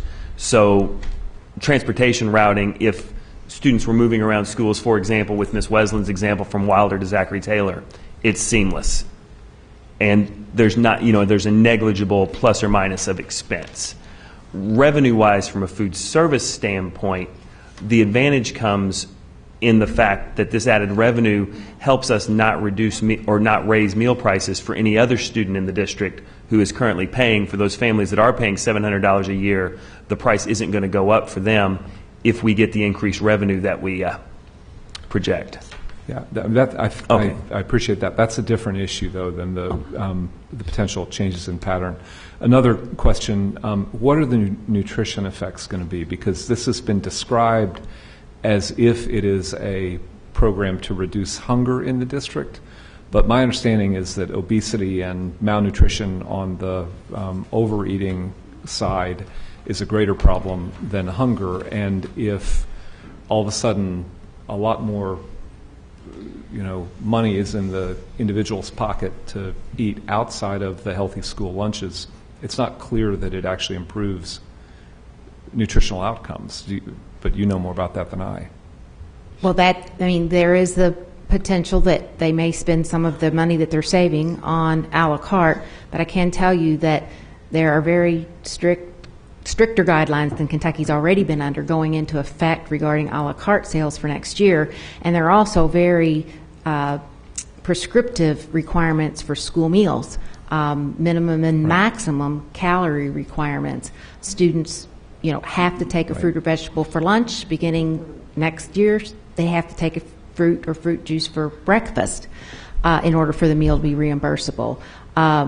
We've eliminated trans fat. We're meeting the saturated fat requirement, and we've also met the first sodium targets, which go into effect July 1. And we'll be offering 100% whole grain rich products. Right.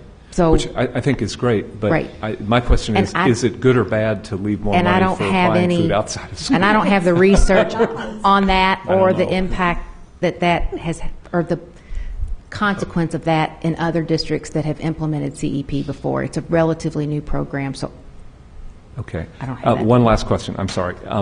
What will be the staff savings if we eliminate the requirement to collect cash at 95 schools? Well, I still need someone at the POS to count the meal. So the students will still use their unique 4-digit PIN and put that in the POS. That means that I can assure KDE and USDA that I haven't allowed a child to have more than one reimbursable meal. And then they will still have to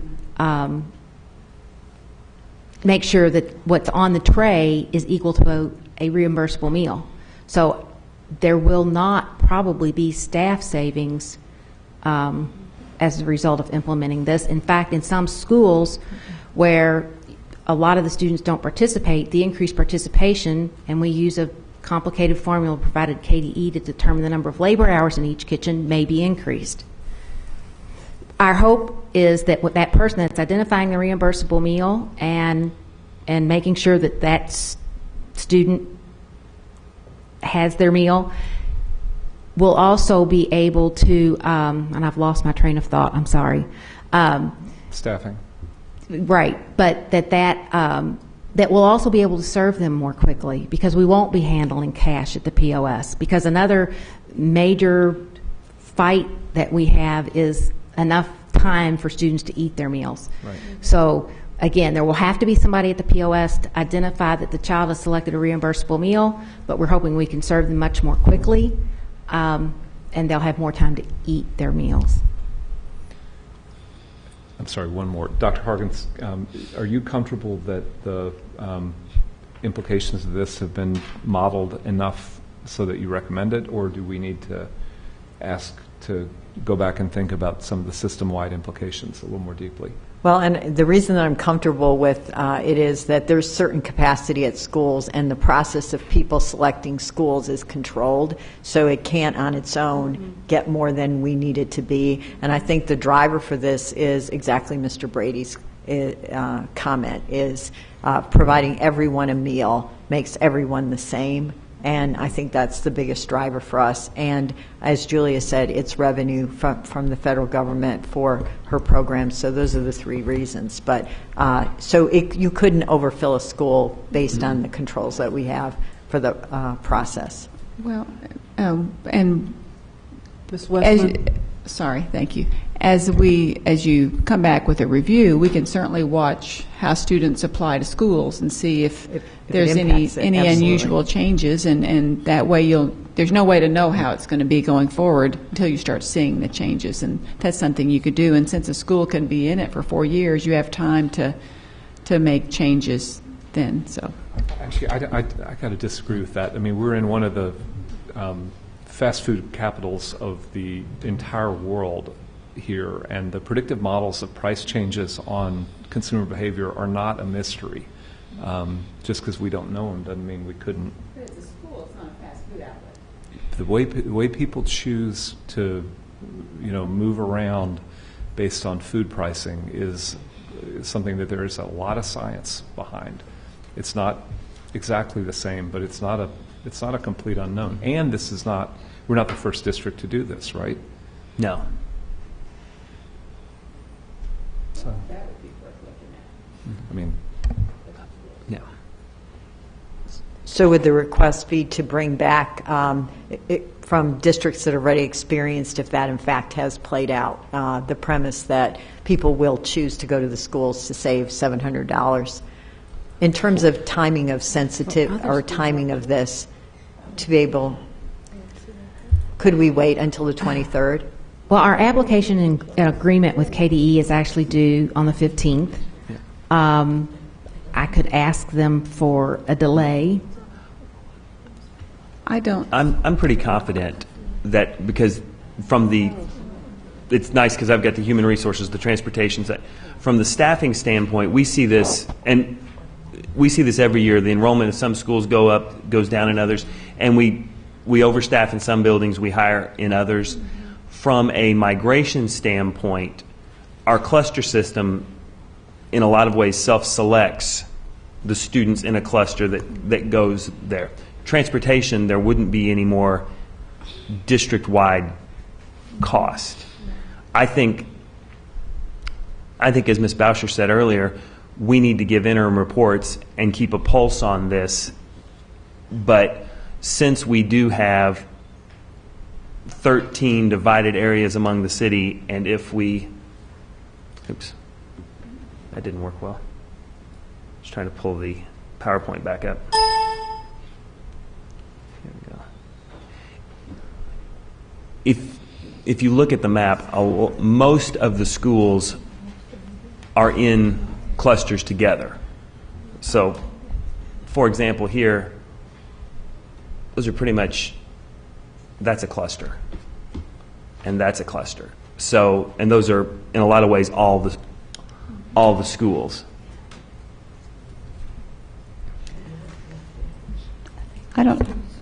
Ms. Westman? I don't know what other board members think, but I'd be comfortable moving ahead and getting reports this year and calling it a pilot year, and look at other districts and see.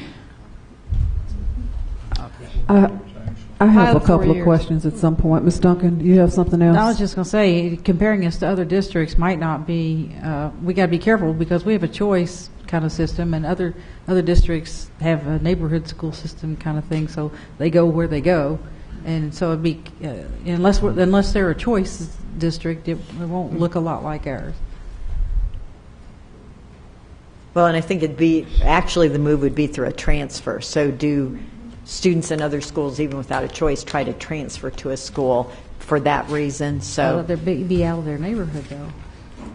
Well, we can ask the question, how's that, and see if they've found the trend, and then we can get that information back to you. And it seems reasonable to consider this to be a pilot and that we bring information back to see if there are any unintended consequences.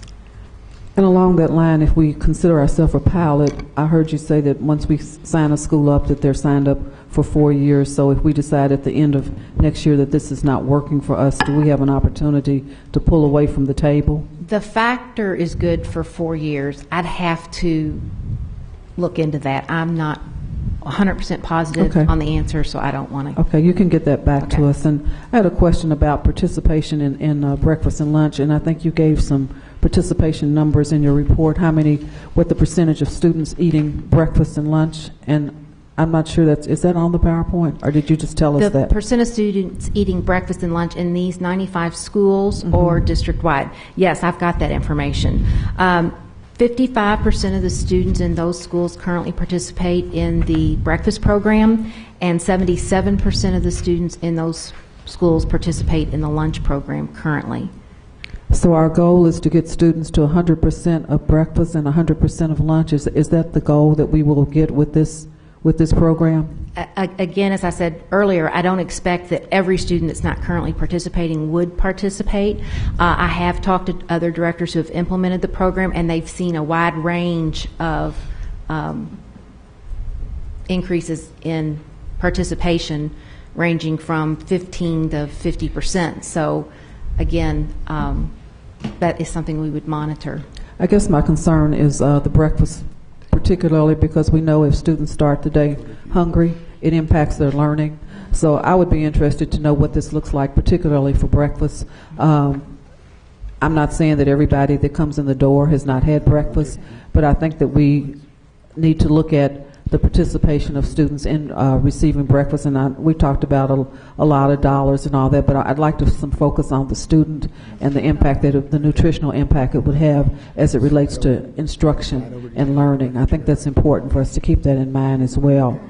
And I know that you say that you have a person there that certifies that they're walking away with the correct food on the plate or on the tray for breakfast or lunch.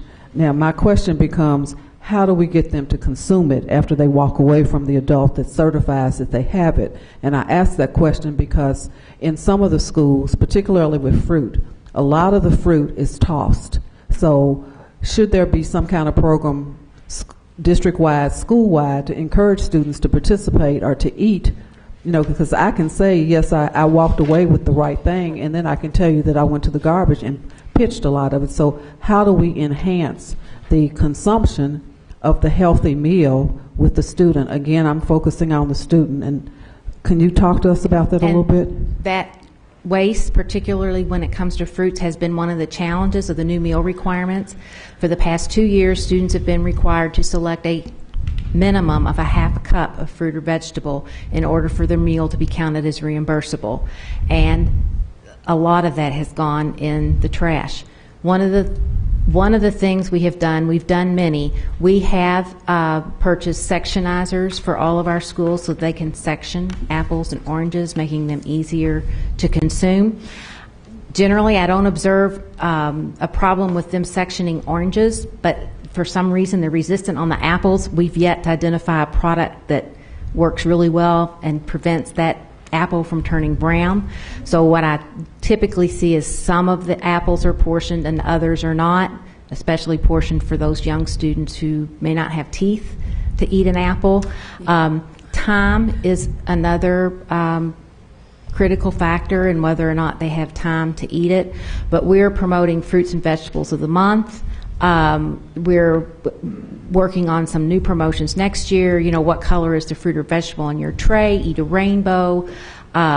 The Fresh Fruit and Vegetable Program, which we have been fortunate to have in 35 schools, has helped us introduce students to fruits or vegetables and has led to increased choice and consumption of those products in the meal program. We've tried taste tests of small samples of products to get students accustomed to that, but that is one of the challenges that districts across the country have been dealing with in terms of how to address the waste. We find it most often in high schools. They don't like to be told you have to take this component in order to have a reimbursable meal. Consumption in our elementaries is much better, and I think time plays more of a role in why they're not consuming it than the fact that they're mad because they had to take it. Okay.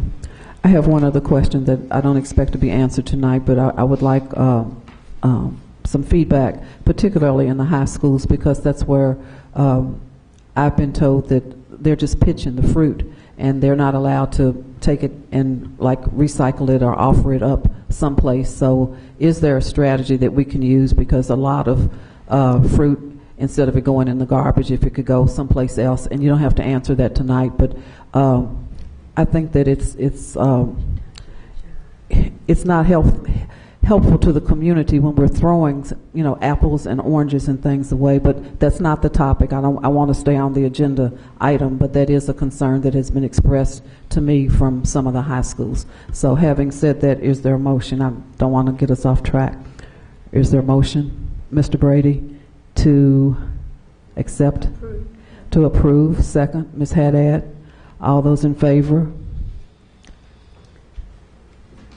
It's unanimous. Thank you so much. Thank you for your report. Thank you for the presentation. Thank you. There are no speakers on the agenda item, so the next item on the agenda is the Superintendent's 2013-14 year in review. Dr. Hargens. Thank you. You have a booklet in front of you, and if you turn to the first page, what you'll see is this chart. So if you want to take notes, and then I'll walk you through the booklet. So what I want to do is two things. I want to actually take you through the last 3 years to put this current school year, the 13-14 school year, in context. And then I'm going to talk specifically about the 3 focus areas that you gave me, which is increasing student achievement, developing organizational capacity, and making sure that we're implementing Vision 2015. So just so that you have this chart in the first page of your book, and we're just showing it up on the screen so people in the back can see it. So let me walk you through year 1, which was 11-12. I call this the strategy year because this was about developing the strategy. We had an 18-member cabinet. You might remember that we as a district were at the 9th percentile. This was the year that Kentucky adopted the Common Core and was the first state to test on the Common Core. When I came to the district, an amazing thing was happening. The board was reading a book, the Essential School Board book, the Walser book, about how to become a better board. And what I remember is that you were in the process of developing board operating principles to benchmark yourself against other districts. When we got the results that first year in September, we were told that we would have a total of 18 priority schools. 5 more schools were actually, 5 middle schools, remember, entered the status of priority schools. Let me make sure I've got them right. That was TJ, Stewart, Olmsted North, Myers, and Westport.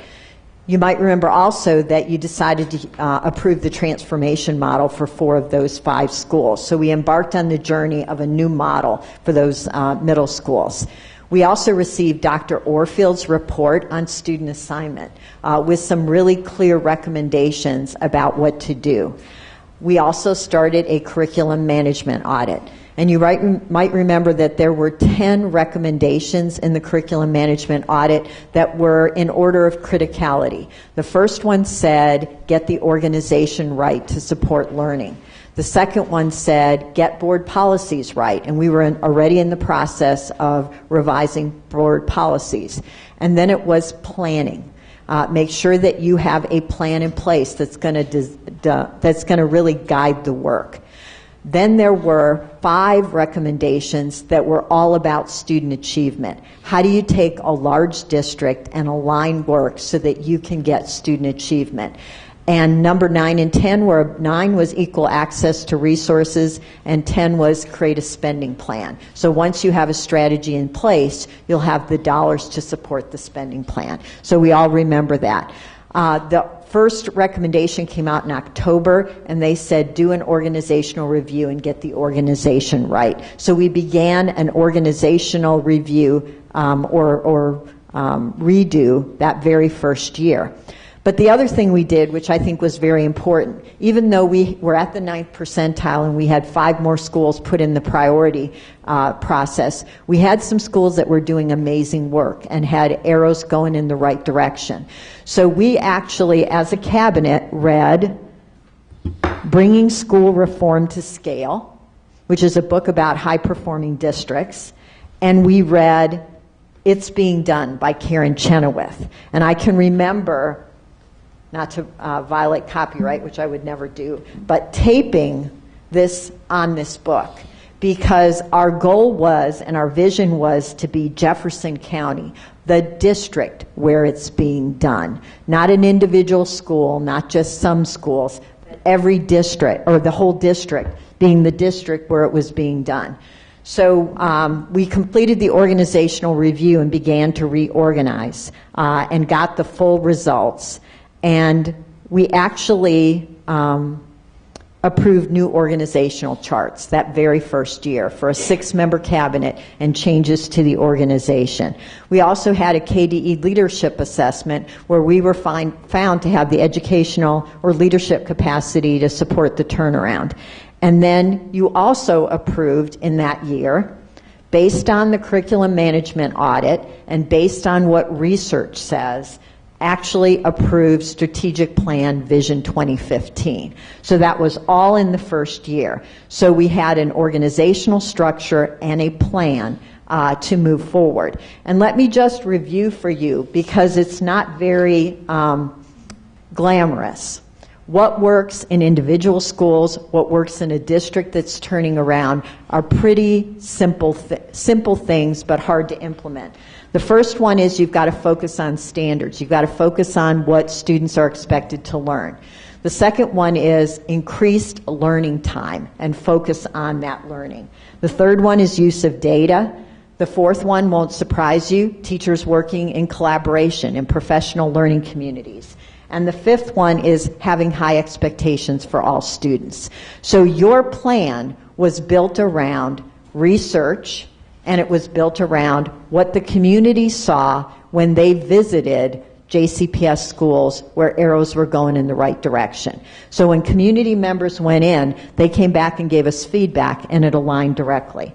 So the other thing that we did, because we were going through an organizational review, is immediately right here, we froze central office positions so that we could look at every position to see if it was mission critical, knowing that we were going to do a reorg. And then really at the end of that year, you might remember that the board approved a salary freeze for administration. What I want to do is emphasize to you that the change that we've been undertaking is not tweaking a system. It is actually redesigning a system. So this is what Bob Radowski would say is transformational change. Not just technical changes, but transformational. And Dr. Hensley talks about students being the center of the universe and doing a revolution. So what we embarked on is a revolution. Dr. Radowski also calls transformational changes swinging for the fence. So he says we've been swinging for the fence because our vision and our goal is to be the best urban district in the country. There is in your materials reference to Dr. Ravel from Harvard, who talks about a 20th century school system has two components. It has only serving kids 20% of the time, and also a one-size-fits-all. And then he refers to, if you really want to make this kind of change, you have to have a 21st century district, which involves differentiating for students. If they need more time, if they come into kindergarten, you give them more time. It means, like Dr. Hensley's been doing with Louisville Linked, it means making sure that you're making up for the well-being of students, or that you're adjusting for the well-being of students. And then it means giving kids more time and continuing learning throughout the school year. So year one, we reorganized. We had a new cabinet. Year two was about structure. So we had a 6-member cabinet. We did get accountability results from the first year, and we actually rose with the focus from the first year, certainly in everyone's hard work, to the 23rd percentile with the new accountability model. We did freeze administrative salaries, and to be clear, that saved the district $2 million. As hard as that was $2 million. We reorganized into 6 areas, each with an area superintendent who had responsibility for a reasonable number of schools. The board approved assistant principals at the elementary school to make sure that teachers could teach and counselors could counsel. We repurposed resource teachers and eliminated resource teachers who used to be at central office and put Go Clarity coaches into schools. We began working in PLCs, and Dr. Hensley started student response teams. So based on Dr. Orfield's report, we created a student assignment plan that had 13 clusters. We went to an online application system. We had, the bus outside of CB Young, the mobile application bus. This staff outfitted a mobile application bus to take the application process on the road to make sure that students did have choice. We put GPS, or it was actually finished putting GPS in buses, so we had accurate bus ride times. And you might remember the bus stop cafe that you all approved started going on the roads, making sure that our students had lunches. Then we had another review, the Advanced Ed External Review, and we got the report, and we received Advanced Ed accreditation in June of that second year. We also approved last year for the state auditor to come in and began that process of finishing our review with the state audit review. And we were designated, if that wasn't enough, as a district of innovation, one of 5 districts. And Dr. Hensley got in motion Louisville Linked, which launched at the beginning of this school year. So the 13-14 school year, assistant principals were added to every elementary school. That was over 400. Remember, the board heard feedback, we heard feedback that you really need an assistant principal in every school. So we did add enough assistant principals to put one in every school. So for this current year, there was one in every elementary school. But if that year was about structure, this year was about action. How do you implement the strategic plan with the right resources in place? So at the end of the testing from that year, we rose to the 32nd percentile. The board for this year put $5 million in extended learning, and some of the evidences in your book is going to say that 8,000 students benefited from your commitment to extended learning. We added 18 ECE teachers, exceptional children teachers, so that there'd be one in each priority school to support our priority school. And then we started something that sort of links to, remember when we sent the community in to see what works in JCPS? We sent community members into PLC rounds, and I think that's almost 300 community members actually got to experience the work of our teachers. We launched the Equity Scorecard because, remember, recommendation number 9 was equal access to programs and services. So the Equity Scorecard speaks specifically to that. Then there were 75 schools that made their AMO. when we got the accountability results. And we're going to talk a little bit about that later. But anyone who didn't make their AMO, Dr. Hensley put in a school improvement academy. The theory of action behind that strategy is that disciplined effort over time will yield results. That if you align the work, you can break the correlation between poverty and low achievement. The whole strategy is breaking what is a correlation if you don't do something intentional. And the other theory of action is earned autonomy or differentiated support to schools. So when we got these results, Dr. Hensley moved very quickly to create a school improvement academy where schools needing extra support and differentiated support actually have been getting the support this year. We also know that you can't do this without students learning all the time. So the joint commitment with Metro government is really about creating a learning community throughout the whole school year and making sure that the whole community is focusing on learning. Then we had to make some decisions because based on those results, we still had some schools that were in the first percentile. So we restructured Frost and Valley, which will launch next year. We became a Ford Next Generation Learning Community and was designated as that. You know that we moved Dr. Barber, Houston Barber, to the Academy at Shawnee, where he's doing his 3-to-1 support model. We actually had a GE Foundation annual system review, and remember they Skyped in and they said we're a moving and improving district, and they noted things like professional learning communities and the work. And that ties to the recommendation that Dr. Hensley made for this next year's budget to put more content area specialists. Remember, that was a recommendation there. Then we also did magnet review, and we got some specific recommendations regarding how to improve our magnet system and how to give equal access. And then the board, connected to that work of the Walser book, actually talked with Dr.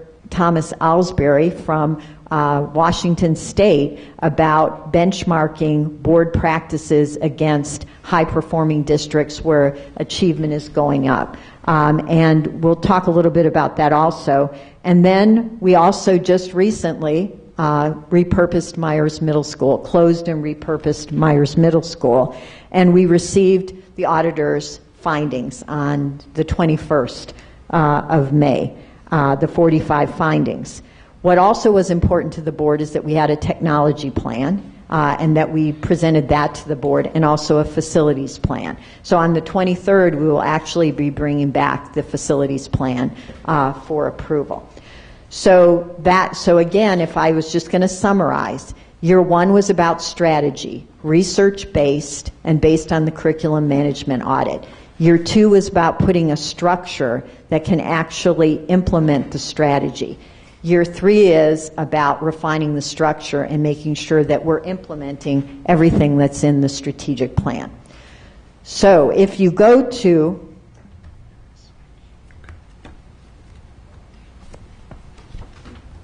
let me take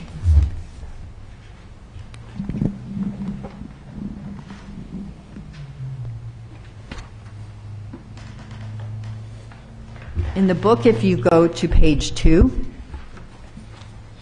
it says 2 of 7. The top says transformational change.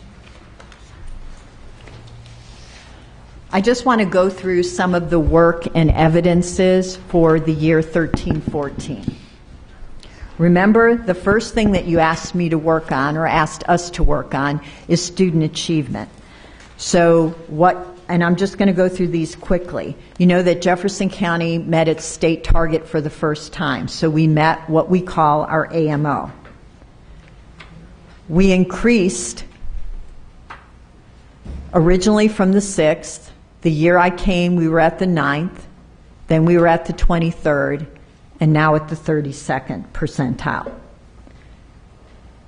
I mentioned the 75 schools that actually met their target. Our graduation rate rose with a new cohort model, you might remember, last year to 76.5%. Our target this year is, the KDE target is 78.9.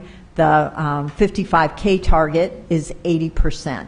So we are monitoring data. We have preliminary data now to see if we'll meet our target. And I think you heard at graduations principals referring to how their graduation rate has improved. So arrows are pointing in the right direction that we will increase graduation rate when final numbers come out as well. Then for college and career readiness, we increased to 51.2%. That contrasts with the state, which is about 54%. But in 2 years, we had a 19.2% gain. Then you remember we started assessing our kindergarten students. In the 12-13 school year, we could have piloted, but we assessed all of our students. So that, I guess, in the 11-12 school year. And we were at 34.6%, and we rose to 52.3%. I put in context what the Commonwealth is in terms of kindergarten readiness.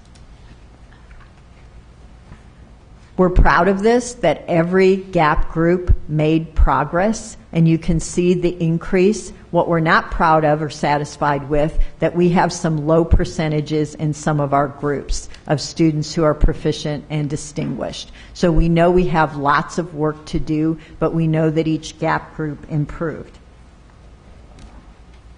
If you stay on that page, one of the things I want to point out on page 2 is the community relationships that we formed and the partners that we formed. And in the middle of the page, you see the summits that we've had, Louisville Link, the Everyone Learns Partners, the Mayor's Commitment with Metro Government, and the Out of School Time Coordinating Council with Metro United Way. And what we've provided for you too are 2 brochures or booklets that show all the summer learning opportunities and the activities that now are available to students. And I don't want to forget that what we've done is we did a one call to all our students. Remember, the last day of school was Friday. This is Tuesday. We've already done a one call reminding them, get busy, keep learning. This is all available in the community. And we're also mailing a postcard because we know that when we asked our community what's the best way to receive information, we asked that at a superintendent summit, I think in year 1, they said mailings is the best way. So we've done both the one call and a mailing to try to encourage students to keep learning in the summer. But it's because of the community partnerships that we're able to offer so many things. And we'll talk about what JCPS is offering. And the other thing I wanted to point out, when Advanced Ed actually reviewed us, Advanced Ed said that our most powerful practice were our community partners, the way this community rallies around Jefferson County Public Schools. So I do want to acknowledge the community. So the second objective, what you said is raise student achievement, but you also said build capacity within the organization. So we know that a culture of teamwork is important. You're demonstrating that from the boardroom through your work, but we know that it has to go down through the organization and it has to go to the school level. So we know that the culture has to be value-driven, it has to be transparent, there must be a tolerance for truth, and we have to have collaboration. So some of the changes in the organizational structure that have been happening is you met at dinner this evening, the Director of Human Resources, which we added to really focus on human resources, Mark Rosen. You know that we are doing a search for a Director of Internal Audit and Investigations, and we're in the process of hiring someone for that. We also have a Director of Strategy position open, and we're still looking for the right person for that slot. And we're hiring a new Director of Communications and Community Relations. The other thing that we did is tweak the organization. The GE project manager, since that grant is ending, was moved to the superintendent's office to assist in making sure that we're driving the strategies and implementing. What I'm excited about in terms of organizationally for 14-15 is we're going to have a Harvard data fellow that will join Dr. Radowski's shop to help us with the interpretation of data and to be another pair of hands in his shop. Also, 59 mental health professionals. We heard loud and clearly that you have to infuse mental health professionals to assist students with needs. We're adding content-specific goal clarity coaches based on the recommendation of the GE Foundation annual review and our own people, and also a teacherpreneur. Now, you might not have, it was in the budget, but just to explain what a teacherpreneur is. A teacherpreneur, and there's one in Fayette County, is a teacher who teaches half-time and the other time works to create virtual collaboration communities, collaborative communities. So connecting teachers across the district and across the nation and really across the Commonwealth, talking about how we can improve student achievement. So we're excited about that, about having a teacherpreneur in the district next year. And a process is going through with that as well. So we mentioned Dr. Alsbury, who, by the way, commended the board for spending 30% of its time on the strategic initiatives when other districts only spend 10% of their time. The other thing that you asked is that we do systematic, proactive, and responsive communication strategies. And we've done a lot of things, 360 feedback, Twitter and Facebook, Superintendent's Advisory Council. You'll see those listed in the middle of page 3. But I can tell you that one of the challenges that I will list at the end is that we have work to do to make sure that we're communicating with all of our stakeholders in a clear and concise way. So we do a lot of good things, but we know we have work to do. One of the things I'll talk about too is we did True Colors training with the cabinet and all the direct reports. And True Colors is your natural tendency and your strength. So here's the cabinet. So, and all the direct reports, I'm just putting this part up, shows what their primary color is and what their secondary color is. So as you look through that portfolio of evidences, what you'll see is the differences and the strengths that the team brings to the work. The other thing that we did is we asked members of the team to say, what do you value about other people on the team? What do those colors correlate to? I didn't get that. Oh, I'm sorry. There is actually in one of the exhibits, it describes it. I'll give you very... so somewhere in here there's a... There's a key, but I'll tell you, for instance, I'm gold. I lead with responsibility, making commitments, following through. I care about people through doing work. Cordelia is the same, has the same color. She's gold. Dewey, on the other hand, leads with, Dewey's different. Dewey leads his primary color and his secondary color about the same. 11, exhibit 11. So this is like a behavioral. Right. This is, seem to be most interested. I got it. So that now they're 11 that exposed explains to the the colors. world of what their colors are, right? Very great to share this. And Dr. Razor's primary color is orange. So he's spontaneous. So what we did is we sat with a group of people and learned what was good about what we brought to the table and what was a challenge to what we brought brought to the table. So, but anyway, there'll be more information about that. And if you have any questions, or if you'd like us to figure out what your true colors are, we'll be glad to do that too. Yeah, I'd so, like that. That'd be interesting. It is very interesting, but it's a simple way. And then the second thing we did is we went around and said, tell everyone what they bring to the team, what you value about them in the team. And we won't go through them all, but you can see that what somebody on the team values about Dr. Hensley is his passion. What somebody values about Michael Razor is his systems thinking.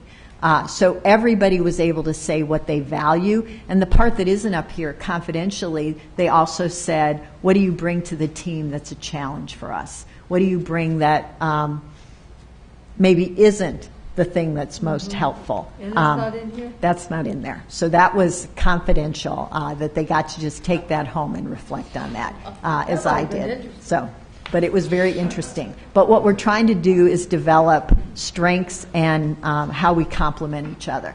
The other thing I'll mention is that we've been accepted to go to Harvard Executive Program the second week in July for public school leaders. So we will, as a team, go to Harvard. So it's JCPS to Harvard for a week to spend time about just strategic thinking and working together as a team. So we're excited about that. Now, in January, each one of the cabinet members asked all the administrators, that's school-based and non-school-based administrators, to answer 6 questions about their division. So this is actually, their information is confidential. I share it with you of what I learned about how people feel about the superintendent's office. So what you can see is the 6 questions, and we won't go through them, but you can see how people felt about the superintendent's office. Now, I can tell you that one of the things that I learned is that when we froze positions and when we didn't fill them right away, that people took that as not responsive. And what we need to do a better job of when there is a frozen position and it doesn't get unfrozen right away, that we communicate with the person requesting that it be unfrozen so that they understand that there's a rationale behind it. And they interpreted that as not being supportive or not responding in a timely manner. And it really was in the process of being reviewed. But I accept that as important feedback. The other thing that we did more recently, I asked every administrator, is tell me on a note card, what would you like me to do? And I share that with you as well. And one of the things they said is strengthen internal communications. Make sure that you're communicating more with all of us, but you can see the other things. And there's more detail associated with this that as well. But the other thing I asked them is, what are you afraid I'm going to do? And they were very honest and direct about what they were afraid about what was going to happen. So I think that also is great information to say, how can we do what people would like us to do, what will move the organization forward, and what are the fears that we need to make sure that we're talking about in terms of what they fear. And actually, one of the things people fear is that positions will be frozen and that salaries will be cut. You can see that's the greatest fear. And the second greatest fear is that we will listen to all these audits and listen to other people and not listen to internal stakeholders. So that's one of the fears. The other thing that Bob Radowski does is he does a comprehensive school survey, and there is a question that's specific to the superintendent's office, and central office leadership. The superintendent and central office administrators provide effective leadership and support of schools.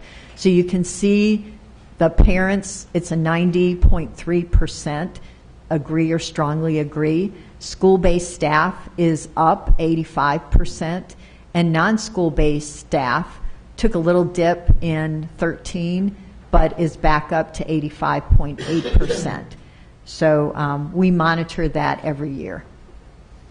The other thing that was very helpful is JCTA leadership, Brent McKim and Deanne Flaherty, and myself and Michael Razor really worked with a facilitator called, his name is Joe Anderson, and we talked about what collaboration really means. And I thought this was a really helpful diagram because it talks about on the association level versus the administration. How do we get to the middle, which is we? And sometimes there are decisions that are made by either party that you just need to inform people about or get input about. But it helped us actually think about where collaboration is happening well and where it can be improved. And I would say that I actually identified on page 4 things, and they're the bullets at the top of the page, where I think we were close to in the middle. When we closed and repurposed Myers, everyone was at the table, and we kept involving stakeholders. The Districts of Innovation competition included a lot of stakeholders and people participating in it.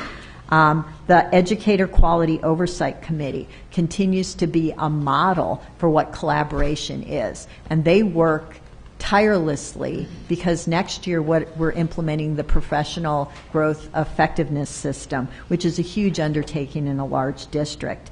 And another good example is the Next Generation Skills Convening, and your Exhibit 10 is actually a draft policy.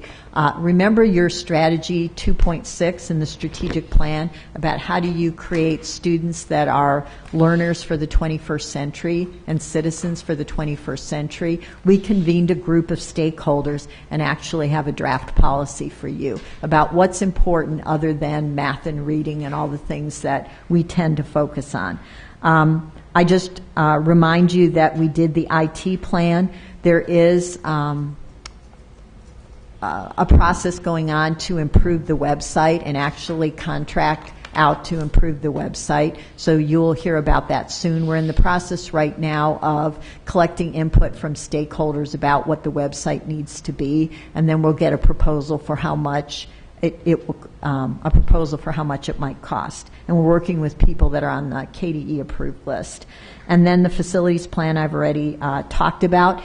But I think one of the things that's really clear, when you have a strategy, when you know what your goals are and what's important, when an opportunity like making an offer on the Presbyterian Center comes up, it's Venus aligning with Mars. It's an opportunity along with, that's a priority, where we were able to make an offer, and we're going to bring that to you on the 23rd as well to approve purchasing the Presbyterian Center. The offer has already been accepted, but it will take board approval to do it, and we're going to ask you that for your consideration. Okay, so I talked about improving student achievement. The second thing was improving capacity within the organization. And then the other one is, how do we continue to implement Vision 2015?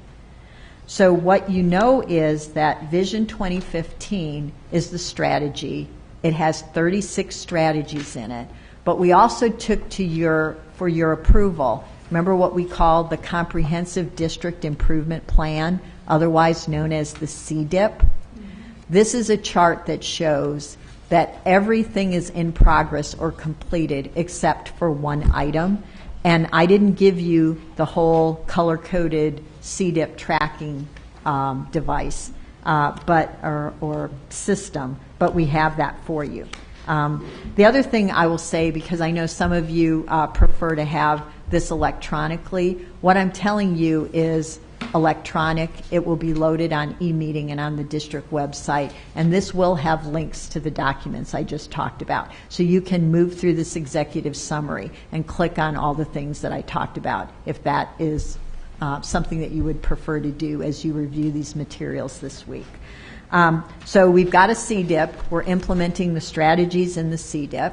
Remember, there's a data dashboard that is interactive, or that you can actually drill down in.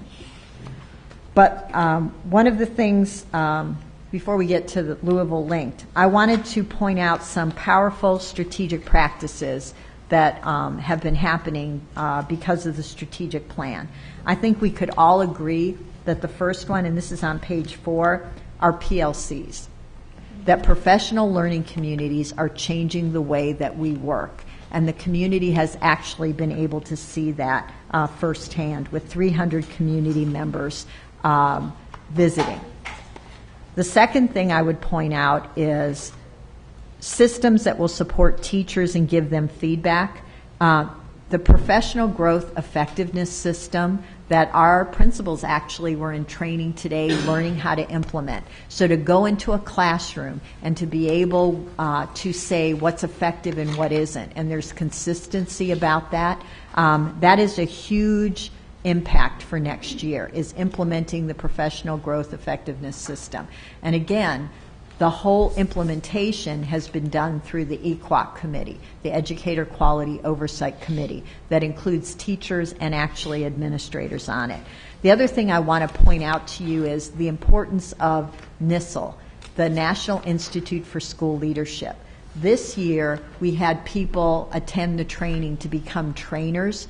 Next year, we're going to train our principals. What you'll see in this data is that and this is similar to the national trend, is that we will have turned over 52% of our principals. That means they either retired or they were promoted.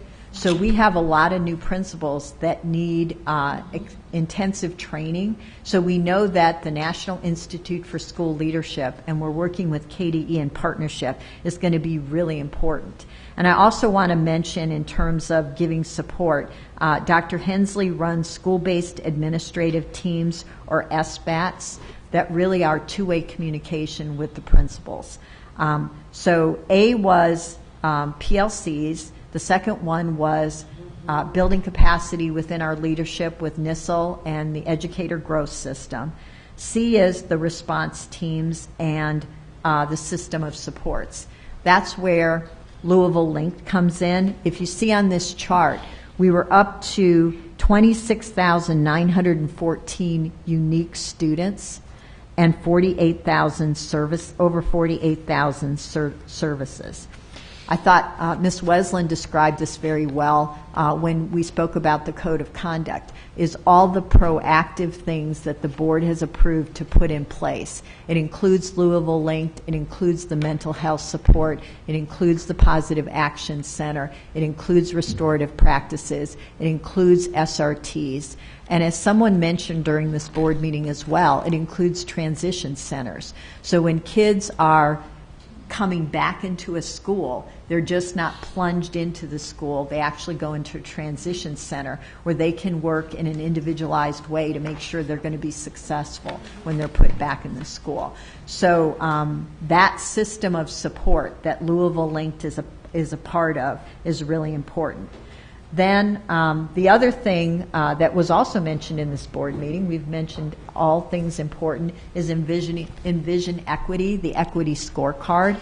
So that's part of the strategic plan. It is strategy 4.3. Letter E is extended learning.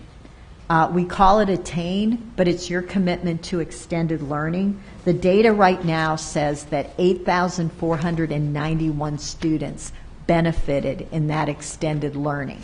Now, yet to come are our accountability results, where we can actually correlate the kids that stayed with extended learning and did they increase in achievement. The other thing I want to mention, so you have a sheet in that portfolio that talks about the number of students. You also have a list of 84, there are 84 summer learning programs and the projected number of students that will be in summer learning programs. There are also 93 Everyone Learn centers that are going to be available to students over the school year. F is about celebration. So celebration is the strategy of celebrating what's right about JCPS. And I want to point to you, because if you're following my Twitter, you've heard about this, right? That we are giving golden oars to employees who are actually moving the district forward and who are actually helping us achieve the vision of all JCPS students graduate prepared. So this is a golden oar. It's wooden. It is made by Iroquois High School students. But I can tell you that when employees received one, it's like it's real gold. As they get their picture taken and they are put on the wall of being a part of what's making JCPS great. I have to give credit. This is based on David Novak's book, Taking People With You. He gives out rubber chickens. They're not golden. They're rubber chickens. So the golden oar is really based off of David Novak's book. And I'm pleased to say that on I was going to say January. It's really July 22nd. David Novak is our keynote speaker for our administrative kickoff, and he'll be talking about taking people with you. So we're excited about that. Community members have received golden oars. Dan Jones from 21st Century Parks, Jim Allen, Joe Haas from the Kentucky Science Center, UPS School to Work, Scott Gregory. So we've also awarded golden oars to our community members that are rowing with us, aligned with the strategic plan. So we've given out 52 golden oars to staff members, and it's tweeted out at like right around noon or 1 o'clock. And then it's put on the website, and then people can come up and have their picture taken and receive their golden oar. Hilliard Lions, that event, that was a 31% increase from the year before. There were 53 people recognized, 29 awards, receiving $34,000. So that event keeps getting bigger. We had over 1,000, almost probably 1,500, what we call at-promise students who went to the Yum Center, and Ms. Haddad was there, and you saw wonderful students who are the kinds of students we want to encourage, and we want to make sure that we affirm them and their hard work. But they were in the Yum Center, and I can tell you that I think Mr. Valentine asked them, how many of you have never been in the Yum Center? Lots of people, lots of those kids rose their hand that they had never had the opportunity to be in the Yum Center. And Peyton Siva was the He was a hit. He was the hit because he talked about hard work and how he didn't make his basketball team and how middle school was hard. Everybody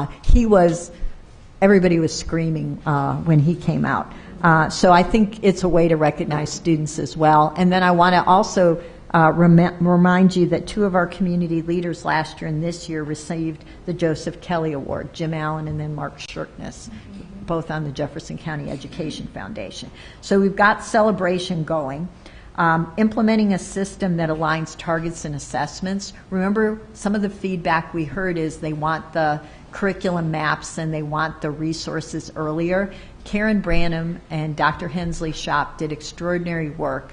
So yesterday, the curriculum maps were ready, so the Goal Clarity coaches have them so that they're ready for the 14-15 school year. So we're excited about that.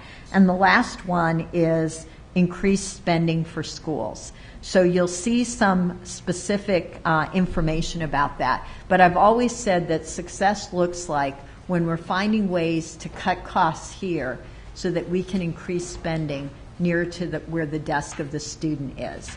So I'm going to give you some examples that are real dollars of what we have saved. We cut by 64% non-instructional food. We used to spend $1.7 million on non-instructional food. Travel guidelines, we did a 57% reduction, which went from 2.3 to 1.1 million, so actual dollars. We actually looked at our use of retired administrators, reduced that by 30%, which saved us 2.1 million. Then the whole reorg really saved $4 million. So what Ms. Duncan asked about was reclassified positions or reduced days or eliminating positions. Over that time, it's $4 million. And then as hard as that was to freeze administrative salaries, and I know that was hard, and I got lots of feedback regarding that, that was a $2 million savings for the district. Total, and we put $10 million of resources from central office directly into schools. So that adds up to $24 million. One of the things Dr. Hensley reminded us is that 347.5 positions during this time were moved directly into schools where they can impact students. And Dr. Hensley, during the budget presentation, talked about $14.7 million of additional support to schools that will be put in schools. Now, all of this strategic plan, just to review, number 1 is student achievement, number 2 is build capacity within the organization, and number 3 is implement the strategic plan, the board-approved strategic plan. I just want to remind you that there is a data dashboard that goes through each of the leading indicators and each of the success measures. But we did Dina Dossett did the Cliff Notes version of the data dashboard, and it is in the back of your you want to call it your portfolio of evidences.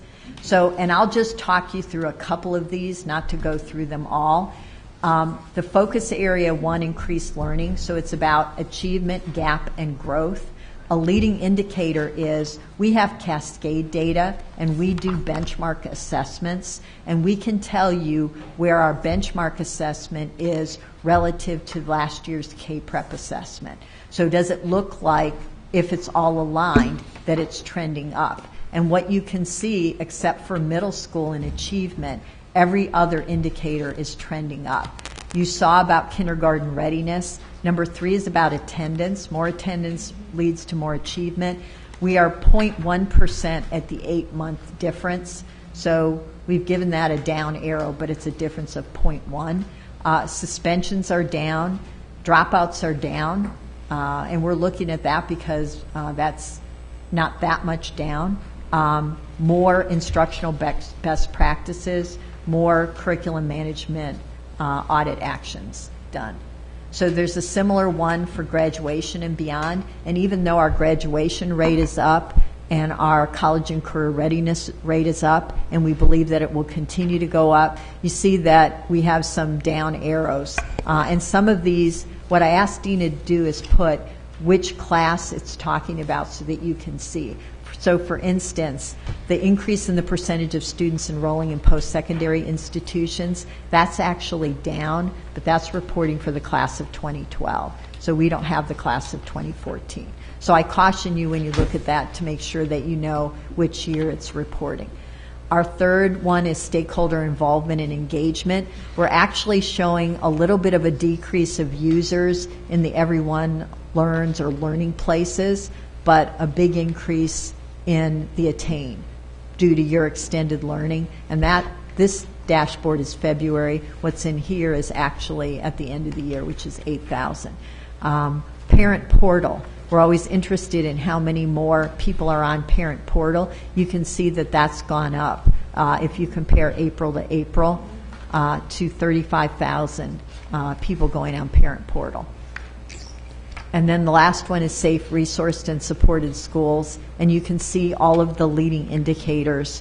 One of the things, because it's relevant to what we talked about, is the 5th one is increase in school safety. Remember, we do a survey. So 85% of our students say that they feel safe, and bullying incidents are down from 701 to 520 that are coded as bullying incidents. Still too many because 1 is too many, but we can see that the trend line is going down. So, let me see what else.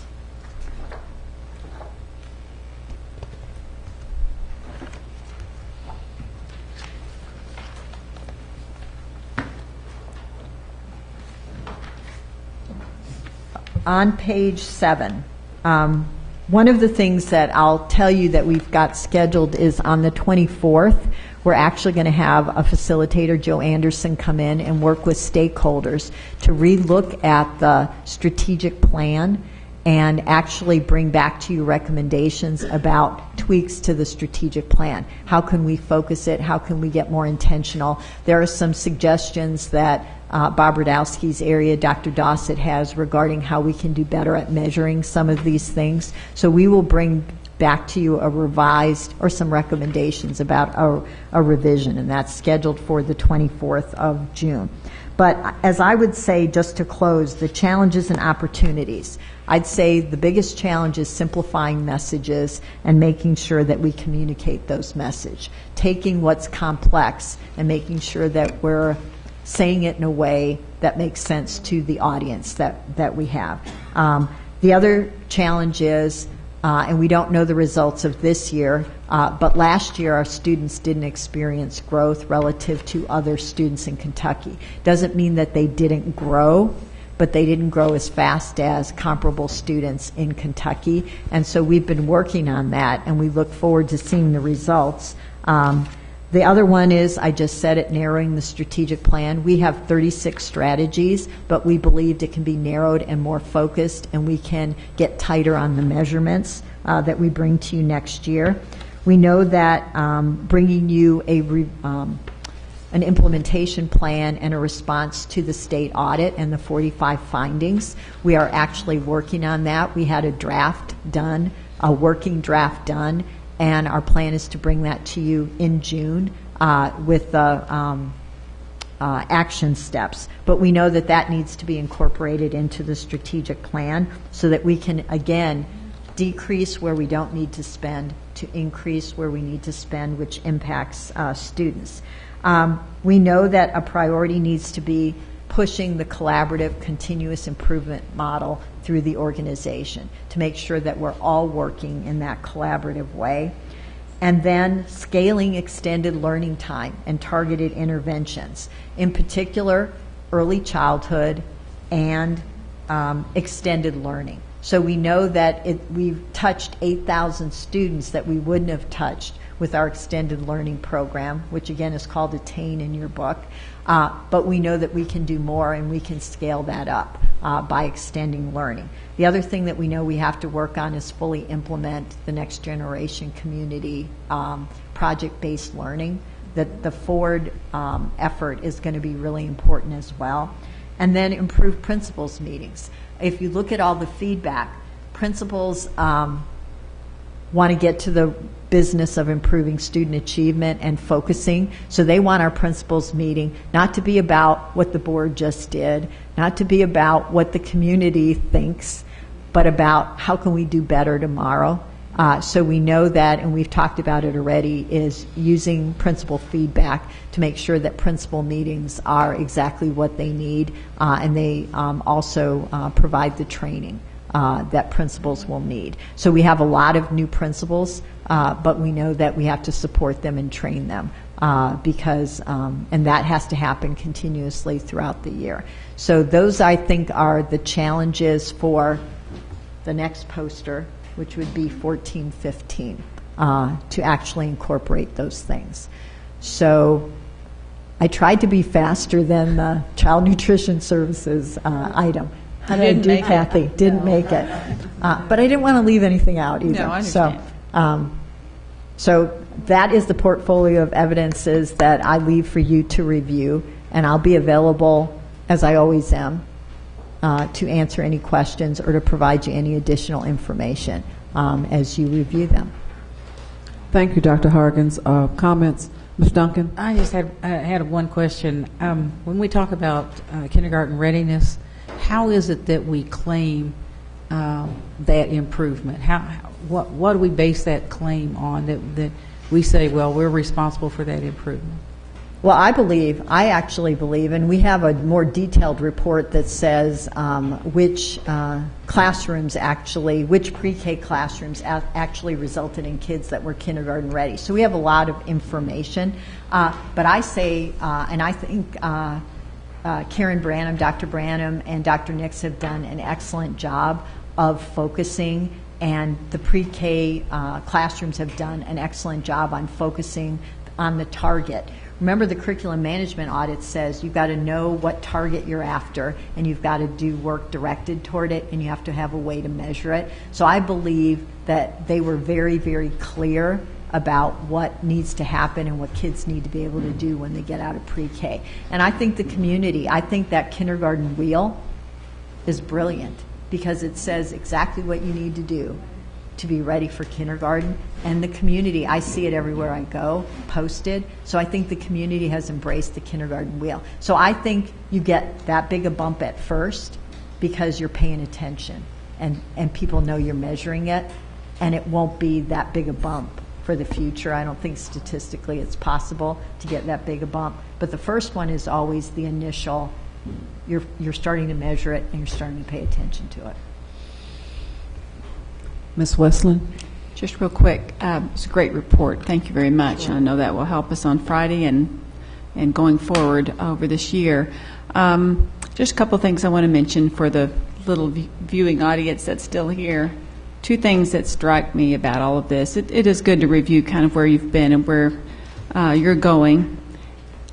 And we should, in communicating, and I'm not just talking about communicating from our communications department. It's so often we point to the communications department when someone says we need to communicate better. And often what they really mean is between departments or as you interact with the community, you meaning all of us. But all of us need to communicate to the community from this kind of position of strength. And when you're responding to this audit,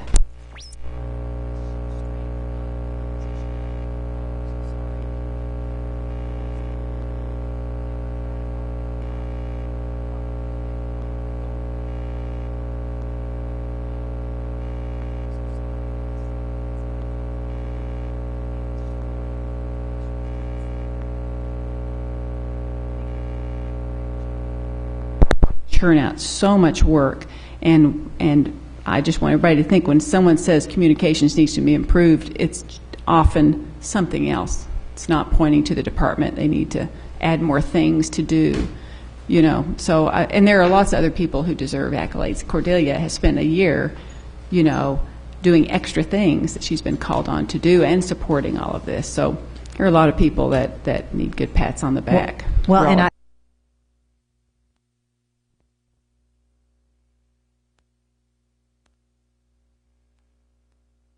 department that owns that. I think it's everybody. And one of the things that's in here is in the organizational review, one of the things they noted about Cordelia was that Cordelia maybe in the past hadn't been empowered to make the changes. So lots of the changes in terms of the savings of money and are really, they go to Cordelia and to Cordelia's hard work and her doing it. So what I hope I emphasized was that this has been a team that has worked together to do these things. And it's going to be a team that's going to communicate better so it doesn't fall on one department. It's much too big, much too complex. I'm sorry, Ms. Duncan. Well, I was just going to say, you know, this kind of presentation is really kind of a startling thing, I think, for everybody to absorb because of all of the work that has gone on and all of the results that we're getting. And what I get frustrated about is that somehow the community doesn't understand how well we're doing with all of the things that we have. Just like that, you get one little line from that letter to the editor that said taxpayer money going for failure. I mean, that's the community out there and their limited understanding of all of these great things that are happening. And that, for me, is our biggest challenge. We have got to let this community know we are a stellar system, and we are doing things that show progress every year, every day.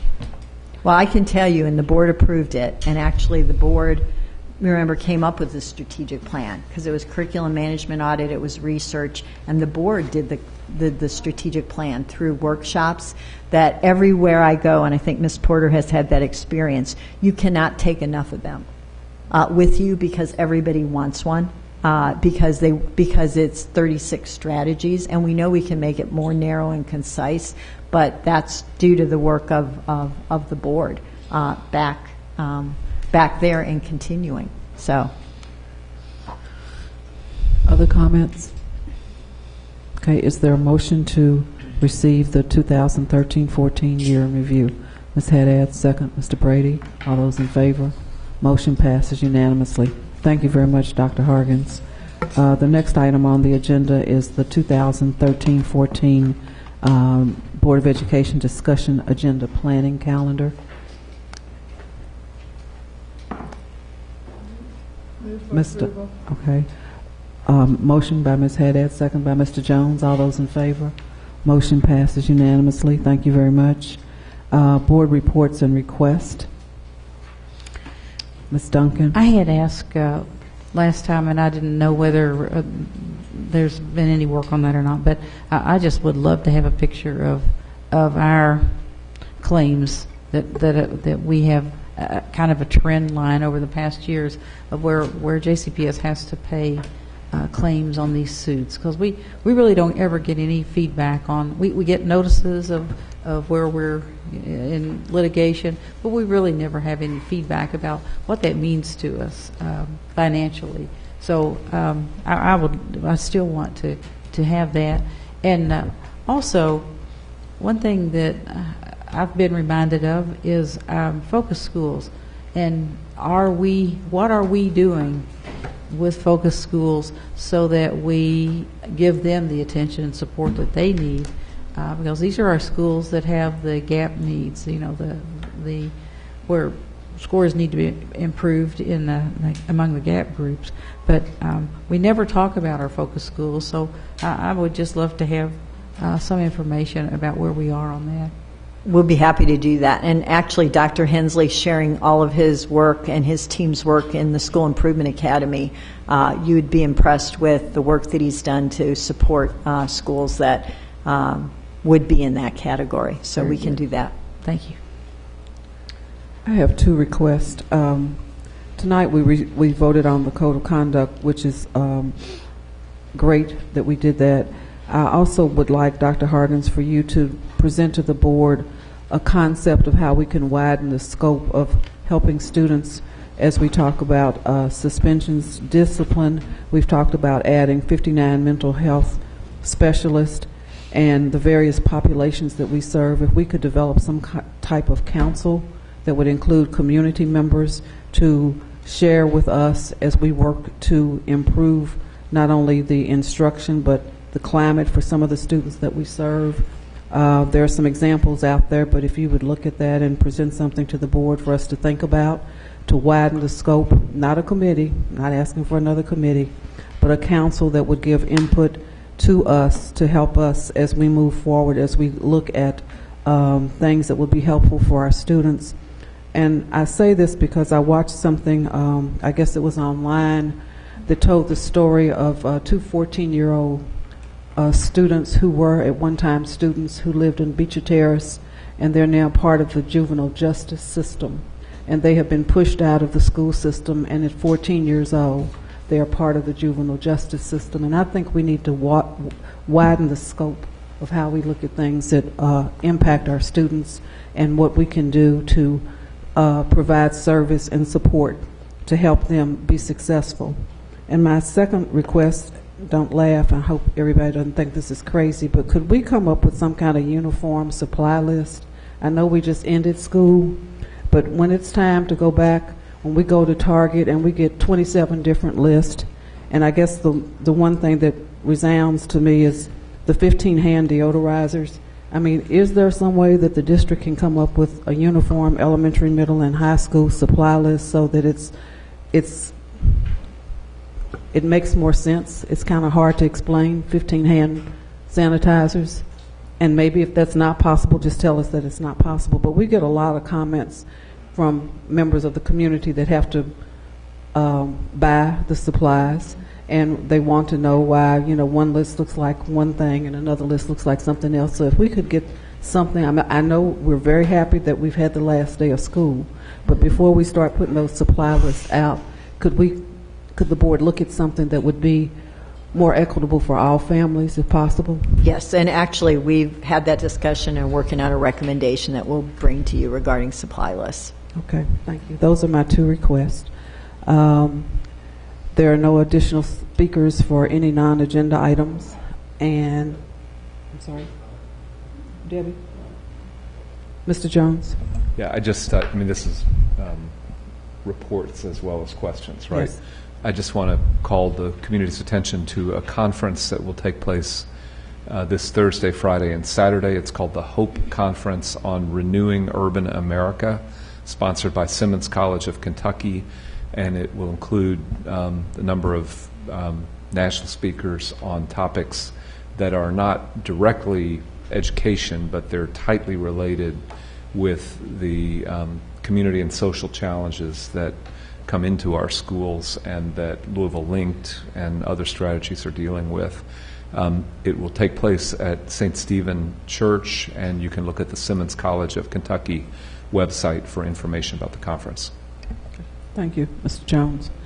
No additional speakers on non-agenda items. No need for an executive session. Is there a motion for adjournment? Ms. Haddad, second. Mr. Brady, all those in favor? It's unanimous. Thank you very much. We are adjourned. And our next meeting is June the 23rd. Is that correct? June the 23rd. That's right. Thank